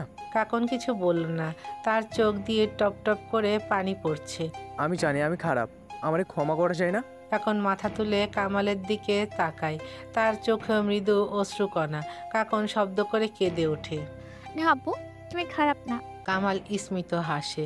আমি তো চলে গেলে তোমাকেও তো একটা ব্যবস্থা করতে হবে। জানোই তো ঢাকা শহরে আমার আরেকখান বউ আছে। আমারই টানাটানি সংসার। কাকন চোখের পানি মুছে কামালের দিকে তাকায়। কামাল আবার বলে, তোমাকে দুইজনের খাওয়ান পড়ন আমি সামলাতে পারম না। হয় তোমারে না হয় ইনুরে। আর তুমি তো বড় হইয়া মানে বলতেছিলাম। কাকন অসহায় মুখ করে তার দিকে তাকায়। বলো আপু। তুমি চাও তো ইয়ানা বড় হোক, ভালোভাবে পড়াশোনা করুক? কাকন মাথা নাড়ল। কামাল স্মিত হেসে বলল, তোমার লেগা পোলা দেখছি অনেক ভালো, তোমারে পছন্দ করছে। বয়সে একটু বড় কিন্তু অনেক ভালো। তুমি যদি বিয়েতে রাজি হও তাহলে ইনুরে আমি বাড়ি নিয়ে যাবো। তুমি কি বলো? কাকন চুপ হয়ে যায়। সে তো এখন বিয়ে করতে চায় না। কাকন কিছু সময় চুপ করে বসে রইল। নানা রকম চিন্তা ভাবনা মাথায় ঘুরছে। অবশেষে কামালের দিকে তাকিয়ে বলল, ইনু যেন ভালো থাকে, আমি বিয়েতে রাজি। কামাল মৃদু হাসে। এই কথা ইনুরে বইল না, বুঝেও তো ছোট মানুষ, আমি ওরে বুঝাই বলবো নে। কাকন মাথা নাড়ায়। কামাল বেরিয়ে যায়। দরজার সামনে দাঁড়িয়ে মাথা নিচু করে বসে থাকা কাকনের দিকে তাকিয়ে কুটিল হাসলো। বাটন ফোনটা বেজে উঠল। টাকা রেডি রাখো মিয়া, আজ রাতেই পাইয়া যাইবা। কাকন দু হাঁটুর মাঝে মুখ গুজে কাঁদছে। মনে মনে ভাবছে, ইনুর জন্য সব করতে পারবো তো আমি। ইনি যদি ভালো থাকে তাহলে আমি কিচ্ছু চাই না। আর আপু তো বললোই ভালো ছেলে, নিশ্চয়ই খারাপ কোথাও বিয়ে দেবে না। ওই লোকটা তোর ঘরে কেন এসেছিল? ইনায়ার কথায় কাকন চমকে ওঠে, দ্রুত চৌকি থেকে নেমে পড়ে। ইনায়া গম্ভীর দৃষ্টিতে তাকিয়ে আছে কাকনের দিকে। কিছু জিজ্ঞেস করছি। কাকন কথা ঘুরিয়ে বলল, এমনি দেখা করতে, তোকেও খুঁজেছে। কাকনের কথা বিশ্বাসযোগ্য মনে হচ্ছে না ইনায়ের। সবে গোসল করে আসার সময় ওই লোকটাকে কাকনের ঘর থেকে বের হতে দেখে দৌড়ে আসে কাকনের কাছে। ওই লোকটার থেকে দূরে থাকবি কাকন। দাঁতে দাঁত চেপে বলল ইনায়া। কাকন চকিতে বসে থাকা খাতা কলম গোছাতে গোছাতে বলল, ইনু, উনি আমাদের বাবা। ওই লোক বলছিস কেন? কাকনের কথা শুনে ইনায়া কপাল কুঁচকে কাকনের সামনে গিয়ে দাঁড়ায়, বাহুতে হাত রেখে নিজের দিকে ঘুরিয়ে বলে, কি বললি তুই? বাবা সব ভুলে যাস তুই? কাকন উঠে দাঁড়ালো, ইনায়ের গালে হাত রেখে বলল, তিনি যেমনই হোক, তিনি আমাদের বাবা। এখন তার দ্বিধা নেই, আপন বলতে শুধু। ইনায়া নিজের গাল থেকে কাকনের হাত সরিয়ে নিল। আমাদের আপন বলতে এখন কেউ নেই। ওই লোকটাকে বিশ্বাস করিস না। কাকন আর কথা বাড়ায় না, নিজের মতো কাজ করতে লাগলো। ইনায়া বিছানায় বসে পড়লো, মনে মনে বিড়বিড়ালো, যেই লোকটা আমাদের মাকে ছাড়েনি সেই লোকটা আমাদের ছেড়ে দেবে ভাবলি কি করে? উনি আমাদের আপন না, আমাদের সবচেয়ে বড় বিপদের নাম হলো কামাল। দূরে থাক কাকন, দূরে থাক। ইনায়াকে সবে স্কুলে ভর্তি করা হয়েছে। কাকন তখন 3য় শ্রেণীর ছাত্রী। ইনায়া ক্লাস বাদ দিয়ে বাড়ি চলে এসেছে। সাজি তখন বাড়ি নেই। ইনায়া বাড়ি এসেই সোজা মায়ের কাছে এসেছে। বিছানায় উল্টো হয়ে শুয়ে আছে ইতি। আম্মু, আমার খিদে পেয়েছে। ইতি পেছন ঘুরে দেখে ইনায়া চলে এসেছে। ইনায়া জানে এখন তার মা তাকে বকবে, কিন্তু ইনায়াকে অবাক করে দিয়ে ইতি খাবার এনে ইনায়াকে খেতে দেয়। ছোট ইনায়া আর কিছু না বুঝলেও এটুকু বুঝতে পেরেছে যে তার মায়ের মন খারাপ। ইতি নিচে বসে খাটের সাথে হেলান দিয়ে বসে আছে, দৃষ্টি শূন্য হয়ে ভাবছে। তোমার কি মন খারাপ? ইনায়ার কথাও তার কানে যায়নি। ইনায়া উঠে গিয়ে তার মায়ের সামনে দাঁড়ালো, গালে হাত রেখে বলল, আব্বু কি তোমাকে আবার বকা দিয়েছে? ইতি এবার ইনায়ার দিকে তাকালো, মৃদু হেসে ইনায়ার কপালে চুমু দিল। ইতির চোখে পানি দেখে ইনায়া জড়িয়ে ধরলো। ইতি ইনায়াকে জড়িয়ে তার হাতে একটি কাগজ দিয়ে বলল, এটা দিদাকে দিও। ইতি আস্তে আস্তে লুটিয়ে পড়ল মাটিতে। সেই সময়ে বাড়িতে আসে সাজি। ইতিকে হাসপাতালে নেওয়া হয়, ডাক্তার জানায় বিষ খেয়েছে। ইতি চলে যায় তাদের ছেড়ে। ছোট ইনায়া সেদিন আর কিছু না বুঝলেও বুঝেছিল সে তার মাকে আর কখনো পাবে না। সেদিন কাগজটা সাজির হাতে দেওয়ার পর থেকে কোনো এক কারণে সাজি কামালকে বাড়ি থেকে বের করে দিয়েছিল। সেই অজানা কারণটা এখন ইনায়ার জানা, খুব ভালো করেই জানা, শুধু জানে না কাকন। কথাগুলো ভাবতে ভাবতে ইনায়া চলে গেল সাজির ঘরে। বালিশের নিচে থেকে চাবিটা নিয়ে মাটি খুঁড়ে একটি বাক্স বের করলো। বাক্সটা খুলে ভেতরে থাকা জিনিসগুলো স্পর্শ করলো। একটি লাল টুকটুকে শাড়ি, দুটো ডায়েরি। সাজির সাথে ইনায়ার সম্পর্কটা ছিল বন্ধুত্বের মতো, হয়তো বন্ধুত্ব না। সে বুঝতে পারত ইনায়া শক্ত হৃদয় ও কঠিন ব্যক্তিত্বের মানুষ হবে, তাই প্রথম থেকেই অনুপ্রভার গল্প তাকে শোনাতো। এই তো কিছুদিন আগে ইনায়া বলেছিল, আচ্ছা বুঝলাম, আমি দেখতে অনুপ্রভার মতো, কিন্তু তার কথা সবসময় আমাকে কেন বলো? সাজি সেদিন বলেছিল, আমি যদি মারা যাই সেদিন এই চাবিটা নিয়ে মাটির নিচে একটা বক্স আছে, সেটা বের করবি, সব উত্তর পেয়ে যাবি। এতদিন কথাটা আমলে না নিলেও আজ নিচ্ছে। সবাই যতটা সহজ ভাবছে বিষয়টা ততটাই জটিল, অনেক রহস্য রয়ে গেছে। বক্স থেকে আগেই বের করলো তার মায়ের দেওয়া সেই কাগজটা। সে এখন পড়তে পারে, বুঝতে পারে, তবে সে জানে এই কাগজে কি লেখা। বছরখানেক আগেই জেনেছে। তারপর থেকেই তো ওই বাবা নামক লোকটাকে সে ঘৃণা করে। কাগজটা তবুও খুলল। আম্মা, আমাকে মাফ করে দিয়েন আর আমার মেয়ে দুটোকে সামনে রাখবেন। আমি জানি আমি আজ যা করলাম এর জন্য আমি জাহান্নামে যাব, কিন্তু আমার মেয়ে দুটোকে আমি জাহান্নামে যেতে দিতে চাই না। আমার মৃত্যুর জন্য কেউ দায়ী নয়। তবে আজ একটা সত্যি বলি, আপনার ছেলে যাকে আমি ভালোবেসে বাড়িতে এসেছিলাম, সে আমাকে জোর করে অন্য পুরুষের কাছে পাঠিয়েছে। আজ আমি এই অপবিত্র দেহ নিয়ে বাঁচতে চাই না, আর না আপনার ছেলেকে কখনো ক্ষমা করব। আমার মেয়ে দুটাকে ওনার হাত থেকে বাঁচাবেন। ওদেরকে আপনার ভরসায় রেখে গেলাম। কাগজটা আবার বন্ধ করে রেখে দিল। ভেতরে দুটো বই, একটি রাজকীয়ভাবে কারুকাজ করা স্বর্ণের খোলসে আবৃত, অপরটি সাধারণ। ইনায়ার প্রথমেই নজর পড়ল স্বর্ণের কারুকাজ করা খোলসের ওপরে বসানো নীল মণির দিকে। তার জানা মতে এসব অনেক দামি পাথর, তাহলে তার দাদির কাছে আসলো কি করে? ইনায়া হাতে নিল বইটি। নীল মণিটার ওপরে বড় বড় অক্ষরে লেখা অনুপ্রভা। ইনায়া অবাক হয়, এটা তো অনুপ্রভার লেখা ডায়েরি। এটা তার কাছে কি করে আসলো? গত রাতেও সাজি আর কামালের কথা শুনেছে। সাজির একটা কথায় এখন কানে বাজছে, বিলাসিতা। তাহলে কি সে কোনো সাধারণ ঘরের মেয়ে ছিল না? আর তার দাদুই বা কে? এই প্রশ্নের উত্তর কামালেরও অজানা। তাই তো গতরাতে সেই বিচ্ছিরি কথাটা বলেছিল। এত চিন্তা ভাবনা বাদ দিয়ে দরজা লাগিয়ে অনুপ্রভা বইটি নিয়ে বসলো। অসাধারণ হাতের লেখা। লেখাগুলো থেকে সুগন্ধি বেরিয়ে আসছে, মিষ্টি একটা সুবাস। অনুপ্রভার স্বাদ আহ্লাদ শখ সব কিছু কাগজবন্দি। তার সাথে ঘটে যাওয়া ছোট থেকে ছোট ঘটনা থেকে শুরু করে তার জীবনের শেষ দিনের ঘটনাও লেখা। শেষের পৃষ্ঠাগুলোতে লোকগুলোকে সে কিভাবে মেরেছিল তার বর্ণনা দেওয়া। যেন সব কিছু চোখের সামনে ভাসছে। অন্য কেউ হলে এই বইয়ের অর্ধেক পড়েই রেখে দিত, তবে ইনায়া তো ব্যতিক্রম। সে যেন সেই অনুপ্রভার যুগে চলে গেছে। সব চোখের সামনে হচ্ছে, লোকগুলোকে মারার দৃশ্যগুলো সে উপভোগ করছে। শেষে গিয়ে একটা খাম কৌতূহল নিয়ে খামটা বের করতে যাবে, তার আগেই দরজার করা নাড়ার শব্দেও কানে আসে। ইনায়া সব কিছু আগের জায়গায় রেখে দরজা খুলে দেয়। কাকন দাঁড়িয়ে আছে দেখে মনে হচ্ছে ঘুম থেকে উঠল। ইনায়া বাইরে তাকায়, এতটা সময় পেরিয়ে গেছে বুঝতেও পারেনি। সন্ধ্যা নেমে গেছে। কাকন ঘুমু ঘুমু কণ্ঠে বলল, চোখে মুখে পানি দিয়ে কিছু মুখে দেয়।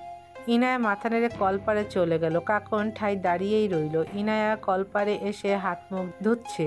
তার মনে হলো আশেপাশে কেউ একজন আছে যে তার দিকে তাকিয়ে আছে। ইনায়া মাথা ঘুরিয়ে চারদিকে নজর বুলালো। না, কেউ তো নেই।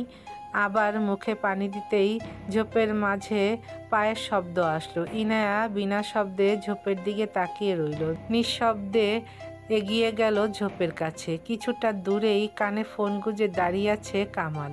একটা আবতর নেই, ওইটা পাঠাই দিমু। আমার আগের গুলার টাকা কম দিছেন, এটার জন্য 1 টাকাও কম হইব না। ওপাশ থেকে কিছু একটা বলতেই কামাল হেসে ওঠে। হাসতে হাসতে বলে, বিয়া একটা নকল পড়াইয়া পাঠাই দিমু। কাজী ফাজি সব আমার লোক, বাকিটা আপনি দেখে নিয়েন। ছোটটা চালাক বহুত, ওইটারে আগে বাড়িতে নিমু, তারপর সুযোগ বুঝা পাঠাইয়া দিমু। ছোট ইনার প্রখর মস্তিষ্ক চট করে হিসাব মিলিয়ে ফেললো সব। তার মানে এই লোকটা সকালে কাকনকে বিয়ের জন্য রাজি করিয়েছে। বিয়ে? সব নাটক, নিশ্চয়ই বড় কোনো ফাঁদ।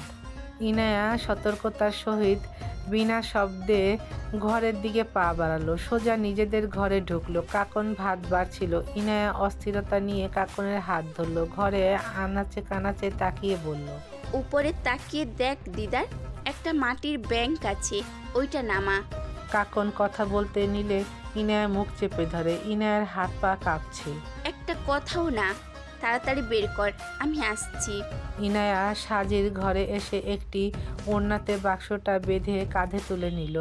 আবার ফিরে আসলো কাকনের রুমে। কাকন ব্যাংকটা নামিয়েছে। ইনায়া একবার কাকনের দিকে তাকিয়ে কাঁপা কাঁপা হাতে কাকনের হাত ধরল। তোর বোকামির জন্য আমরা এখন বিপদে পড়ে গেছি। কেন বলিসনি ওই লোকটা তোর কাছে তোর বিয়ের কথা বলতে এসেছিল? কাকন অবাক হয়। ইনায়া জানলো কি করে? কাকন ইনায়াকে বলে, দেখ, তুই আর কোনো ঝামেলা করিস না, বিয়ে তো করতেই হবে একদিন না একদিন। আর আপু তো ভালো ছেলেই ঠিক করেছে, আর এটাও আমার আর তোর জন্য ভালো হবে। একটা থাপ্পড়। আওয়াজ কমিয়ে নেয় ইনায়া।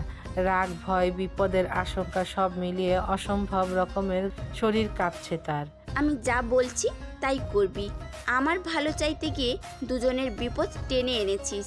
ওই অমানুষটাকে বিশ্বাস কি করে করলি? যে লোকটা আমাদের মাকে নিয়ে খারাপ কাজ করিয়েছে, সেই আমাদের ভালো চাই? ভাবলি কি করে? কাকন অবাক হয়ে জিজ্ঞেস করে, কি বলি? আমাদের মাকে? আব্বু হুশ, আমাদের পালাতে হবে, পরে সব বলছি। ইনায়া কাকনকে নিয়ে বাড়ির পেছনের দিকে দিয়ে পালাতে থাকে। এই গ্রামের আশেপাশেও থাকা যাবে না তাদের। দিক শূন্য হয়ে দৌড়াচ্ছে দুজনে, নিজেদের জীবন বাঁচানোর শেষ চেষ্টা। হ্যালো বন্ধুরা, তোমাদের সবাইকে অনেক অনেক ধন্যবাদ এতক্ষণ আমাদের সঙ্গে থাকার জন্য। আমাদের গল্পগুলো তোমাদের কাছে ভালো লাগলে, তোমাদের হৃদয় স্পর্শ করতে পারলে অবশ্যই আমাদের চ্যানেলটি সাবস্ক্রাইব করে এবং তোমাদের মূল্যবান মতামত কমেন্ট করে আমাদের সঙ্গেই থাকবে। আর হ্যাঁ, গল্পটি ভালো লাগলে অবশ্যই তোমাদের বন্ধুদের সাথে শেয়ার করতে ভুলবে না। আমাদের পরবর্তী গল্প পেতে আমাদের চ্যানেলের সঙ্গেই থাকবে। খুব শীঘ্রই আপলোড করা হবে পরবর্তী গল্প। ততক্ষণে আমাদের সঙ্গেই থাকো। আজকের মতো টাটা, বাই বাই।